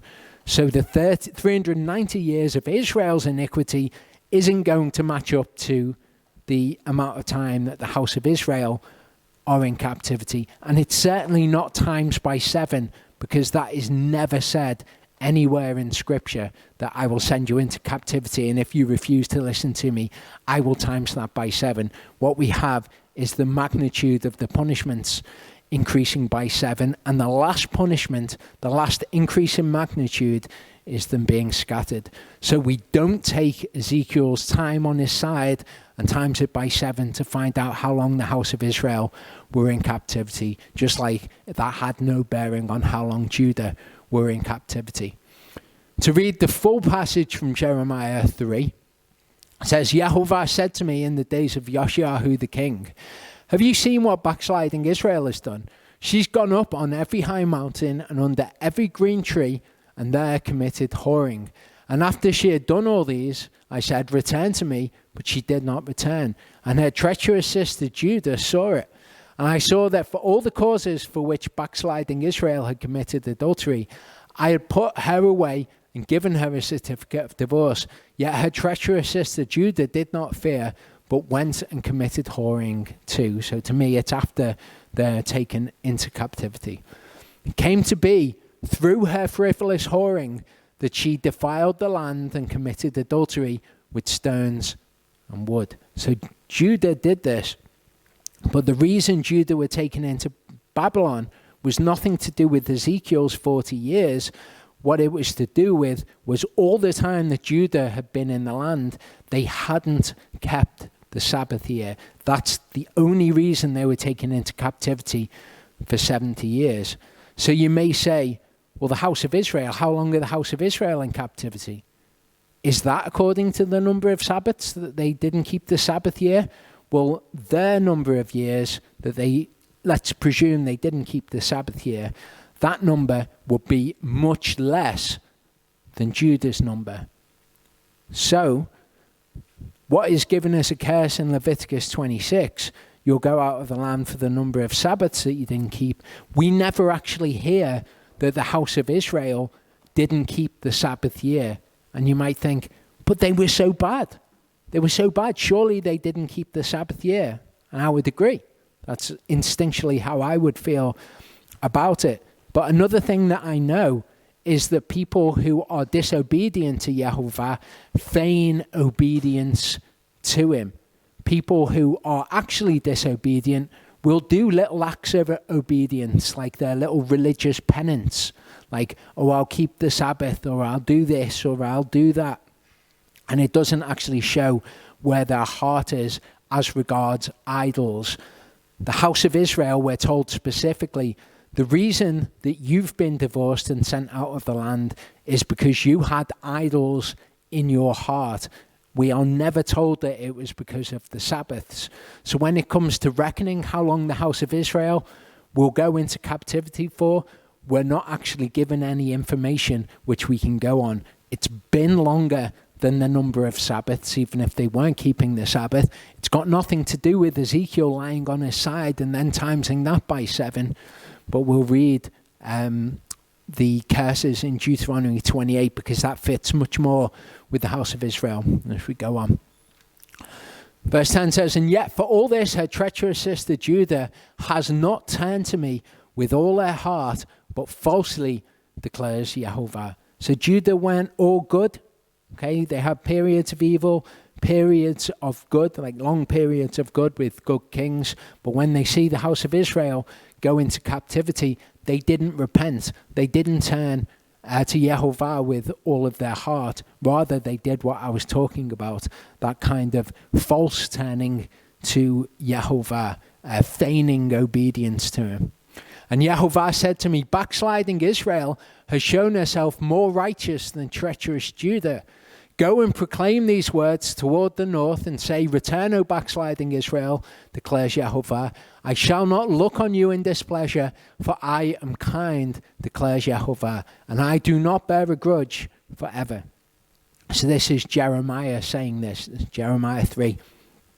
Jeremiah was alive in the time after Israel had been taken into captivity. This proclamation towards the north to Israel is to the scattered house of Israel. I do not bear a grudge forever. I shall not look on you in displeasure. I am kind. And that is a message for all of Israel who are currently in captivity. Only acknowledge your iniquity, because you have transgressed against Yehovah your Elohim, and have scattered your ways to strangers under every green tree, and you have not obeyed my voice, declares Yehovah. Return, O backsliding children, declares Yehovah, for I shall rule over you, and shall take you one from a city, two from a clan, and shall bring you to Sion, something which is as of yet not been fulfilled. And I shall give you shepherds according to my heart, and they shall feed you with knowledge and understanding. And it shall be when you have increased and shall bear fruit in the land in those days, declares Yehovah, that they no longer say the ark of the covenant of Yehovah, neither would it come to heart, nor would they remember it, nor would they visit it, nor would it be made again. At that time, Jerusalem shall be called the throne of Yehovah, and all the nations shall be gathered to it, to the name of Yehovah, to Jerusalem, and no longer walk after the stubbornness of their evil heart. This is when Yeshua sends out his angels and gathers his people from wherever they are on the earth, being protected in the wilderness or scattered around the earth. He sends his angels out to gather them all. Jerusalem will be the throne of Yehovah. All the nations will come to it, as we read in Isaiah 60. In those days, the house of Judah shall go to the house of Israel, and they shall come together out of the land of the north to the land that I have given as an inheritance to your fathers. But I said, how would I put you among the children and give you a pleasant land, a splendid inheritance of the hosts of nations? And I said, call me my father, and do not turn away from me. But indeed, as a wife betrays her husband, so you have betrayed me, O house of Israel, declares Yehovah. A voice was heard on the bare heights, weeping supplications of the children of Israel, because they have perverted their way, they profaned it. They have forgotten Yehovah their Elohim. Return, O backsliding children, I shall make your backsliding cease. See, we have come to you, for you are Yehovah our Elohim. So this is the prophet Jeremiah making a prophecy which is still relevant to us today. Truly, delusion comes from the high hills, the noisy throng on the mountains. Truly, in Yehovah our Elohim is the deliverance or salvation, the Yeshua of Israel. For shame has devoured the labor of our fathers from our youth, their flocks and their herds, their sons and their daughters. We shall lie down in shame while our reproach covers us. For we have sinned against Yehovah our Elohim, we and our fathers, from our youth even to this day, and have not obeyed the voice of Yehovah our Elohim. So just like the prayer that Daniel prays when they're in Babylon, and he recognizes that Judah has this iniquity and they need to repent, here we're told that the house of Israel will have this moment also. Isaiah 37 says, because your rage against me and your pride have come up to my ears, I shall put my hook in your nose and my bridle in your lips, and I shall turn you back by the way which you came, just like happened to the house of Israel. And this shall be the sign for you. This year you eat such as grows of itself, in the second year what springs from that, and in the third year sow and reap, plant vineyards and eat the fruit of them.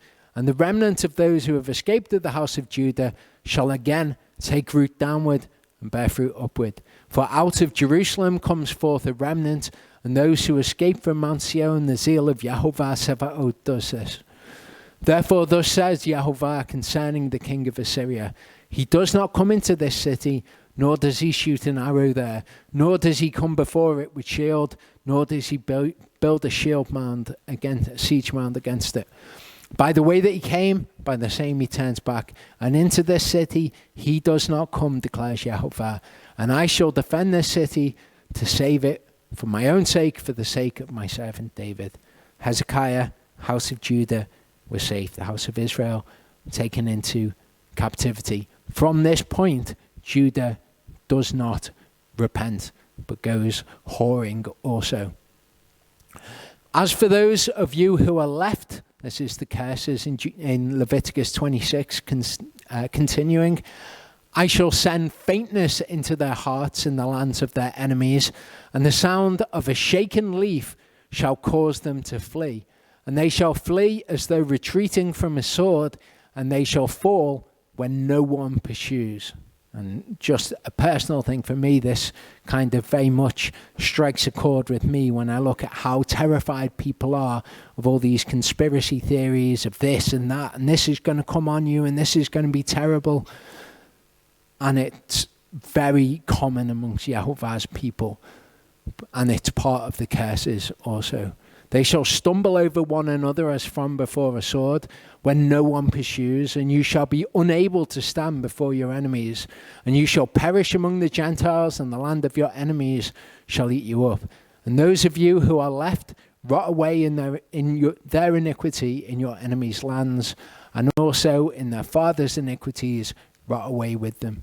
But if they confess their iniquity, and the iniquity of their fathers with their trespass in which they trespassed against me, and that they have also walked contrary to me, and that I have also walked contrary to them, and have brought them into the land of their enemies, if their uncircumcised heart is humbled, and they accept the punishment of their iniquity, which is exactly what they weren't doing when Jeremiah came to them, and he said, you're listening to these prophets who are saying to you, don't worry, Yehovah's going to free you from Babylon.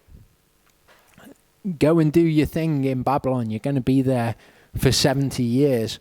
They weren't accepting their iniquity before Yehovah. But he says, look, if you do this and you accept that I'm walking contrary to you, instead of coming up with a little story about how I'm going to lead you back to the land and believing these people who are prophesying falsely to you, I brought them into the land of their enemies. If you recognize that and your uncircumcised, stubborn heart is then humbled, then I shall remember my covenant with Jacob, and also my covenant with Isaac, and also remember my covenant with Abraham, and remember the land. And this happened to Judah when they were in Babylon, when Daniel prays to Yehovah and he recognizes the iniquity of Judah. And they are given reprieve, and they were taken back to the land. For the land was abandoned by them, and enjoying its Sabbaths while lying waste without them. And they were paying for their iniquity, because they rejected my justices, my mishpatim, and because their soul loathed my laws. And yet for all this, when they are in the land of their enemies, I shall not reject them, nor shall I loathe them, so as to destroy them and break my covenant with them. For I am Yehovah, their Elohim. I'm not going to completely destroy them in the land of their enemies. In Deuteronomy 28, we also read of curses. They're quite familiar to us from Leviticus 26, but they're distinct. In Leviticus 26, the curses are kind of centered around what was said in Leviticus 25. If you break the Sabbath of the land, you ignore the Sabbath of the land, then I'll take you into captivity. here in Deuteronomy 28, these curses seem, rather than being focused on the Sabbath of the land, they're more general, and they seem to be more applicable to us in the diaspora as the house of Israel. And all these curses shall come upon you, and they shall pursue and overtake you until you are destroyed, because you did not obey the voice of Yehovah your Elohim to guard his commands and his laws which he commanded you. And they shall be upon you for a sign and for a wonder, and on your seed forever, because you did not serve Yehovah our Elohim with joy and gladness of heart, but all the plenty. And you shall serve your enemies whom Yehovah sends against you in hunger and in thirst and in nakedness and in need of all. And he shall put a yoke of iron on your neck until he has destroyed you. Something more familiar to the king of Assyria coming and leading them off the house of Israel. Also true of the king of Babylon, but this just kind of rings more like what happened with the king of Assyria. Yehovah brings a nation against you from afar, from the end of the earth, as swift as the eagle flies, a nation whose language you shall not understand. A fierce-looking nation which shows no regard for the elderly, nor show favor for the young. And similar things are said about Babylon, but again, this rings more true of Assyria to me. They shall eat the fruit of your livestock and the fruit of your land until you are destroyed. They leave you no grain, nor new wine, nor oil, nor the increase of your cattle, or the offspring of your flocks, until they have destroyed you. Slightly different to what happened in Babylon. When I was in touch with Charlie about this, he said the same thing. He said, I think Deuteronomy 28 is more reminiscent of what happened to the house of Israel in Leviticus 26 for Judah. And you shall eat the fruit of your own body, the flesh of your sons and your daughters, whom Yehovah your Elohim has given you in the siege and in the distress with which your enemies distress you. Again, that happened to Judah, also happened to Israel. The man among you who is tender and who is very delicate, his eye is evil against his brother, against the wife of his bosom, and against the rest of his children, whom he leaves behind, against giving any of them the flesh of his children that he eats, because it is all that has been left to him. So the delicate man, the sensitive man, okay, his eye is evil against even his wife and against the rest of his children. He keeps the flesh of his other kids that he's eating to himself because it's all that he's got. Because it is all that has been left to him in the siege and the distress with which your enemy distresses you in all your gates. The tender and the delicate woman among you who have not tried to set the sole of her foot on the ground because of her delicateness and tenderness, her eye is evil against the husband of her bosom, and against her son, and against her daughter, and against her seed which comes out from between her feet, and her children whom she bears, for she eats them in secret for lack of all in the siege and distress with which your enemy distresses you in all your gates. If you do not guard to do all the words of this Torah that are written in this book, to fear this esteemed and awesome name, Yehovah your Elohim, then Yehovah shall bring upon you and your descendants extraordinary plagues, great and lasting plagues, and grievous and lasting sicknesses. And he shall bring back on you all the diseases of Egypt of which you were afraid, and they shall cling to you. Also every sickness and every plague which is not written in the book of this Torah, Yehovah does bring upon you until you are destroyed. You shall be left with few men, although you have become as numerous as the stars of the heavens, because you did not obey the voice of Yehovah your Elohim. And it shall be that as Yehovah rejoiced over you to do you good and increase you, so Yehovah rejoices over you to destroy you and lay you waste. You shall be plucked from off the land which you go to possess.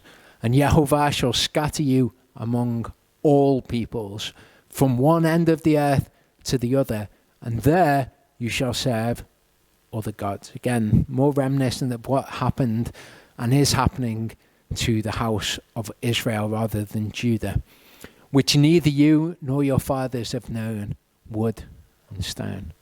And in kind of like addiction treatment, they'll say that you need to reach rock bottom before you can start to recover. Not something that's always true, but these people certainly do reach rock bottom.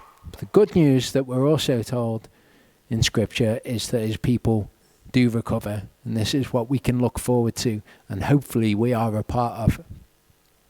It says, among those nations you are to find no rest, nor have a resting place for the sole of your foot, but there Yehovah shall give you a trembling heart and failing eyes and sorrow of soul. So in Leviticus 26, Moshe is being told, go and tell the children of Israel all of these curses. In Deuteronomy 28, it's a different generation. It's the second generation. This is what he tells them before they go into the land. Your life shall be hanging in suspense before you. You shall fear day and night and not be certain of your life. In the morning you say, oh, that it were evening. At the evening you say, oh, that it were morning. Because of the fear of your heart with which you fear, and because of the sight with which your eyes see. Yehovah shall bring you back to Egypt in ships, by a way of which I said to you, you are never to see it again. And there you shall be sold to your enemies as male and female slaves with no one to buy. That didn't happen to Judah. We're told this though, it shall be when all these words come upon you. Remember Moshe there, book of Deuteronomy, he's telling this second generation all those words of the curse, but he tells them, when all these words come upon you, the blessing and the curse which I have set before you, and you shall bring them back to your heart among all the Gentiles where Yehovah your Elohim drives you, and shall turn back to Yehovah your Elohim and obey his voice, shema his voice, according to all that I command you today, with all your heart, with all your soul, you and your children, then Yehovah your Elohim shall turn back your captivity and shall have compassion on you, and he shall turn back and gather you from all the peoples where Yehovah your Elohim has scattered you. If any of you are driven out to the furthest parts under the heavens, from there Yehovah your Elohim does gather you, and from there he does take you. Okay, and that's when Yehovah will take us back to the land. 390-day prophecy has nothing to do with it. We weren't taken back to the land in 2009. Yehovah your Elohim shall bring you to the land which your fathers possessed, and you shall possess it. He shall do good to you and increase you more than your fathers. And Yehovah your Elohim shall circumcise your heart and the heart of your seed to love Yehovah your Elohim with all your heart, with all your soul, so that you might live. Exactly what they were told through Jeremiah. And Yehovah your Elohim shall put all these curses on your enemies and on those who hate you, who persecuted you. You shall turn back and obey the voice of Yehovah and do all his commands which I command you today. And Yehovah your Elohim shall make you have excess in the work of your hand, and in the fruit of your body, in the fruit of your livestock, in the fruit of your ground, for good. For Yehovah turns back to rejoice over you for good, as he rejoiced over your fathers. This is what happens when our captivity is at an end. He will lead us back to the land. For now, build houses, plant vineyards, eat of the fruit of the land. If you obey the voice of Yehovah your Elohim to guard his command and his laws, which are written in this book of the Torah, if you turn back to Yehovah your Elohim with all your heart and with all your soul, for this command which I'm commanding you today is not too hard for you, nor is it far off. We're going to look at that word in part 3 shortly. Pala. Okay, but remember, pala means something that is too difficult. It is not in the heavens to say, who shall ascend into the heavens for us and bring it to us and cause us to hear it so that we do it. Nor is it beyond the sea to say, who shall go over the sea for us and bring it to us and cause us to hear it so that we do it. For the word is very near you, in your mouth and in your heart, to do it. It is not difficult for the conditions to come when Yehovah will come for his people and lead them back to the land in the form of Yeshua. Mark 13:24-27. But in those days, after that tribulation, that word is thlipsis, from that word that Charlie was looking at a while back, thlibo, meaning to be pressed. The sun shall be darkened, and the moon shall not give its light. And the stars of heaven shall fall, and the powers in the heavens shall be shaken. So this is all the stuff that will be going on at the same time when people actually turn back and obey Yehovah as his people as a whole. Then they shall see the Son of Adam coming in the clouds with much power and esteem. And then he shall send his angels and assemble his chosen ones from the four winds, from the farthest part of the earth to the farthest part of the heaven. That's what Deuteronomy 30 covers. When Yeshua comes back, his angels go out and gather people from wherever they are in the wilderness to wherever they are in the world, having repented, and he gathers them all back to the land. Here's a prayer for us. Save us, O Yehovah, our Elohim. Gather us from among the Gentiles to give thanks to your set-apart name, to exult in your praise. Blessed be Yehovah Elohim of Israel from everlasting to everlasting, and all the people shall say Amen. Praise Yah. Leviticus 26 ends with this. Then I shall remember for their sake the covenant of their ancestors, whom I brought out of the land of Mitzrayim before the eyes of the nations to be their Elohim. I am Yehovah. These are the laws and the Mishpatim and the Torah which Yehovah made between himself and the children of Israel on Mount Sinai by the hand of Moshe. This part's just a little tiddler. Yehovah spoke to Moshe, saying, speak to the children of Israel and say to them, when a man makes too wonderful a vow by your assessment of souls unto Yehovah. Now, the word for too wonderful here is the same word that we saw at the end of the last part, where it said, these things are not too difficult for you to do. Okay, these things are not pala for you to do. This word pala, it's often in this verse, just really bizarrely translated as when you make a separate vow. And you can see here, it says when the PL form of the verb pala is used, it means to separate. The problem is, in this verse, it's the nafal form of the verb, which is to be beyond one's power, be difficult to do, be difficult to understand, to be too wonderful or to be extraordinary. That's the same form of the verb that you have in Deuteronomy 30 as well. So what this is actually describing is, what are we to do when one makes a vow which is too difficult for one to carry out? When your assessment is of a male from 20 years old up to 60 years old, then your assessment shall be 50 shekels of silver according to the shekel of the set-apart place. Okay, so when you make a vow and it's too difficult for you to do, in other words, it's just a vow that you cannot do, this is what each person who has made those vows is to pay. Because Yehovah isn't out to try and trip you up. He's not out to try and find problems with you or to put you in an impossible situation. He gives you a way to get out of a vow even when you've vowed something which is too difficult for you to carry out. So a male 20 to 60, 50 shekels of silver. A female from 20 to 60, 30 shekels of silver. So if you're male, you pay 50 shekels. If you're female, you pay 30 shekels. If from 5 years old up to 20 years old, then your assessment for a male shall be 20 shekels. For a female, shall be 10 shekels. So 5 to 20, 20 and 10. If from a chodesh old upward, up to 5 years old, which is interesting because you don't really think of young children being involved in making vows, but then your assessment for a male shall be 5 shekels of silver And for a female, your assessment shall be 3 shekels of silver. If from 60 years old and above, if it is a male, your assessment's 15, for a female, 10.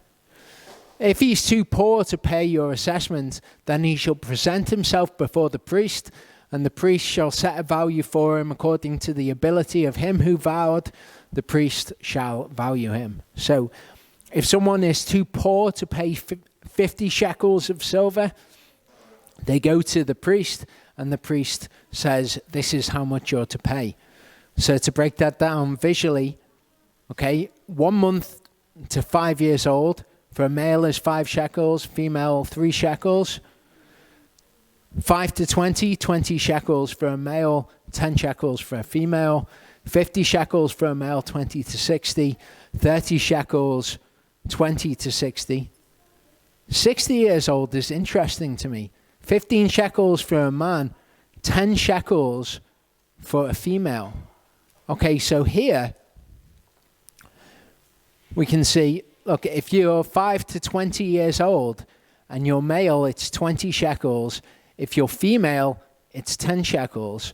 But by the time you get to over 60, for men, it's 15 shekels. But for women, it's still 10 shekels. So women 5 to 20 pay less. But when they get to being over 60, they pay the same amount that they would have paid as a 5 to 20-year-old. Men pay 5 shekels less.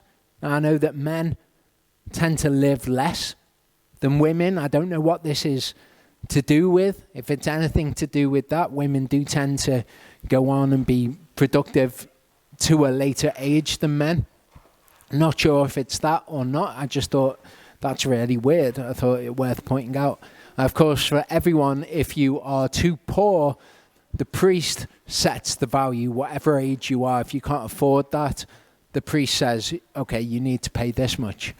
In terms that we would understand, 1 month to 5 years old is 41.5 to 57.5, depending on how you work out a shekel. The way I work it out, I think it's the Mesopotamian shekel, the one they would have been familiar with, 8.3 grams of silver. So that would be your bottom end estimate. Top end estimate is the largest weight that we've ever found, which is in the Second Temple period, they had started reckoning a shekel to be 11.5 grams of silver. But that's your range. For a female, 24.9 to 34.5. 50 to 60, male 166 to 230, female 83 to 115. Male 20 to 60 years, 415 grams of silver to 575 grams of silver, based on how you reckon that. 249 to 345 grams of silver for a female. Over 60, 124.5 to 172.5 for a man. 83 to 115. So again, female is the same, 5 to 20 and over 60. This is relevant to us because if we make a vow which is too difficult to do, then this is how much silver would be required of us. And Charlie's going to give some silver so that you can appreciate the actual weight of that silver. Of course, if we are too poor, then the priest would set the value, or the person standing in the priest's place. But so that you can appreciate very roughly how much this is, that much silver there, are there 3 coins there, Mel? 3 coins there. Okay, if you take one of those coins away, just because of the way that I'm going to reckon it, what you have in your right hand there is 50 shekels of silver. It's approximately 50 shekels of silver. Okay, the bars are approximately 20 shekels of silver. So if we go back to the first one, which has got the weight in shekels, okay, if you reckon each one of those coins to be roughly, that it's not exact, but roughly 5 shekels of silver, and the bars to be 20 shekels of silver, so they're about 4 coins. Okay, so if you want 10 shekels, it's 2 of the coins. You want 20 shekels, it's 1 of the bars. You want 50 shekels, it's both bars together and 2 of the coins. If you want 15 shekels of silver, it's just the 3 coins. So that you've actually got a tactile measurement of how silver actually is. And again, I'm not going to go into it all now, but I would encourage people to have some kind of possession of things which are of real value. Okay, that much silver isn't worth all that much money, but I would rather, if I had £150, rather than putting the £150 in to save, I would rather buy one of those bars of silver. It's worth slightly less than that, but that's approximately what it's worth. But I would encourage you to get things of real value, because we do live in uncertain times, and it's just not biblical to have paper representations of things which are of real value, or numbers in a bank account or anything like that. What is biblical is that you hold something of real value. So for the people who are online, I'll show you pictures of that. Okay, that much silver, those 2 bars and those 2 coins, is roughly 50 shekels of silver. Each bar is roughly 20 shekels of silver. Bar and 2 coins, 30 shekels. 3 coins, 15 shekels of silver. Leviticus 27 verse 9 says, if it is a beast of which they bring an offering to Yehovah, all such given to Yehovah is set apart. So if you bring an animal to offer to Yehovah, then from that point onwards, it is Yehovah's. It is holy, and it is to be treated in the way that Yehovah says to treat that thing which is set apart. He is not to replace it or exchange it, good for spoilt or spoilt for good. And if he at all exchanges beast for beast, then both it and the one exchanged for it is set apart and is treated as set apart. If it is any unclean beast of which they do not bring an offering to Yehovah, then he shall present the beast before the priest. This is something which has actually come up, Charlie corresponding with somebody about what they should do when it comes to the firstborn of animals. These are clean animals, so the firstborn of the animals would be set apart to Yehovah. But what do? We don't have a temple at the moment. So how can we do this? How can we offer an animal to Yehovah? What we can do is we can treat it like an unclean beast.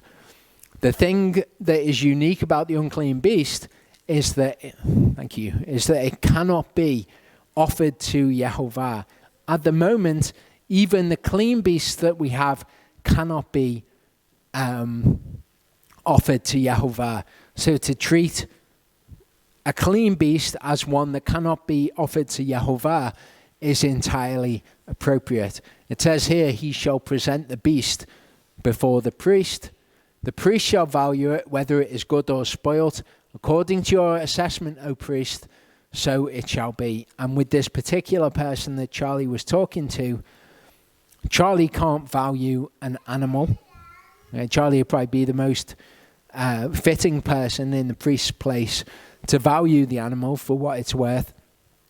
But Charlie nor I have any idea of the value of animals. What is better is for the person with the livestock to take an actual valuation of the animal and to pay that valuation plus 1/5. And when a man sets his house apart to be set apart to Yehovah, then the priest shall value it, whether it is good or spoilt. As the priest values it, so it stands. And if he who sets it apart does redeem his house, then he shall add 1/5 of the silver of your assessment to it, and it shall be his. So you can actually take your house and you can say, now this house is set apart for Yehovah's use. But if you change your mind at some point and you say, actually, I want my house back, I need my house for this or for that, then it has to be valued and you add 1/5 to it. If a man sets apart to Yehovah a field he owns, then your assessment shall be according to the seed for it. Okay, so you set apart a field, maybe you say, this field now, you can use it to keep the animals in for offering to Yehovah. Whatever it is, you set it apart to Yehovah. The way that you value it is according to the amount of seed that it would take to sow that field. So if it takes a homer of barley seed, then that is 50 shekels. For every omer or homer of chomer of barley seed it would take, you pay 50 shekels of silver excuse me, to redeem it. If he sets his field apart from the year of Jubilee, according to your assessment, it stands. If he sets the field apart after the Jubilee, the priest shall reckon to him the silver due according to the years that remain till the year of Jubilee. So it's just like if you sell your field to somebody, you sell it for the number of years that it's going to be useful. Here, the field, if you want to redeem it, you do it according to the number of years that it's going to be useful also. If he who sets the field apart ever wishes to redeem it, then he shall add 1/5 of the silver of your assessment to it, and it shall be his. So it's not like you just set things apart to Yehovah and then say, oh no, I changed my mind actually. I'll have that back at its market value. You have it back, but you add 1/5 of its value and you pay that in silver in order to redeem it. If he does not redeem the field, or if he has sold the field to another man, it is no longer redeemed. But the field, when it is released in the Jubilee, is set apart to Yehovah as a dedicated field to be the possession of the priest. So at the end of the Jubilee, it doesn't return to the person, it is set apart to the priest. If a man sets apart to Yehovah a field which he has bought, which is not the field of his possession, then the priest shall reckon to him the amount of your assessment up to the year of the Jubilee, and he shall give your assessment on that day set apart to Yehovah. In the year of Jubilee, the field returns to him from whom he bought it, to him whose is the possession of the land. And this system actually corrects the ills of capitalism. Okay, people often have a problem with capitalism, particularly, crony capitalism or whatever, where wealth is concentrated into the hands of fewer and fewer people. Yehovah's system is a capitalist system.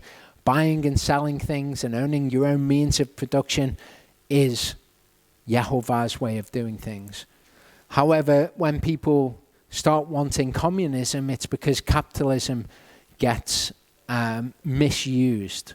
It's when the rich just have started to accelerate their wealth and they can gather wealth into their hands and then use that wealth to narrow more and more wealth into their hands. In Yehovah's system, each person's possession will return to them every 50 years. So you don't get a system where, say, people are amassing all of the land and then they're being landlords over all of the land and they're taking all of the rent in and then they never have to return that land to its original owner. The land, the holy land, is Yehovah's land. It's set apart to him. It is his. And that system guarantees that the ills of capitalism are abated. And all your assessments are to be according to the shekel of the set-apart place. What is the shekel of the set-apart place? 20 gerahs. However, a firstborn of the beasts which is born to Yehovah, no man sets it apart, whether bull or sheep, because it belongs to Yehovah. So you can't set this apart. It is already set apart to Yehovah. If among the clean beasts, then he shall, unclean beasts rather, he shall ransom it according to your assessment, and he shall add 1/5 to it. So as we can't do that today, we would treat the firstborn of the clean beasts in the same way as an animal that cannot be set apart and offered to Yehovah. If it is not redeemed, it shall be sold according to your assessment. However, whatever a man lays under the ban for Yehovah, what it was to lay something under the ban was to devote it to being destroyed. We see that King Saul was supposed to lay the land and the people of the Amalekites under the ban and their livestock and all the rest. But what King Saul did is he decided, I'm not going to put it under the ban. I'm going to instead offer it to Yehovah as set apart. But whatever a man lays under the ban for Yehovah, of all that he has, man and beast, or the field of his possession, is not sold or redeemed. Okay, so if you lay something under the ban and it is to be devoted to destruction, you can't then change your mind and say, actually, let me pay some silver to get that thing back. Whatever is laid under the ban is most set apart unto Yehovah. So of Yehovah's things that are set apart, that is set apart from it. It is holy of the holy things, holy of holies. You cannot redeem that which is devoted to destruction. No one under the ban among men is ransomed, but shall certainly be put to death, unlike what King Saul did. And all the tithe of the land, of the seed of the land, or the fruit of the tree belongs to Yehovah, and as such it is set apart to him. If a man indeed redeems any of his tithes, then he adds 1/5 to it. So if you had, your favorite sheep, but it happened to be the sheep that you were tithing, you wanted that sheep back, then you would redeem it for silver plus 1/5. And the entire tithe of the herd and of the flock, all that passes under the rod, okay, they pass under the rod, and the 10th one would be set apart to Yehovah. So your flock would pass under the rod, every 10th one would be set apart to Yehovah, and if that was one of your favorite ones and you wanted that one back, then you would have to pay 1/5 more than its value. He does not inquire whether it is good or spoilt, nor does he exchange it. And if he exchanges it at all, then both it and the one exchanged for it are set apart. It is not redeemed. Okay, so if you're going to exchange it, you're going to exchange it with another one. Both of them are to be treated as set apart to Yehovah. These are the commands which Yehovah commanded Moshe for the children of Israel on Mount Sinai. So again, go back in time to before the book of Leviticus. These are the commands which Yehovah commanded Moshe to go and tell the children of Israel. And as I said, that one was just a tiddler, so we'll come to an end and we'll pray. Father, I thank you that you care for your people and that you've put things in your Torah to look after us, and that you're merciful and you're compassionate. And even when we make vows that are too difficult for us to do, you've made a way for us through your Torah. I thank you for your Son, who you sent to redeem us. Thank you that we've been set free from the yoke of slavery. Thank you, Father, that we no longer live in sin, and that we've recognized who you are, and that you're worthy to be worshipped. Thank you, Father. Amen.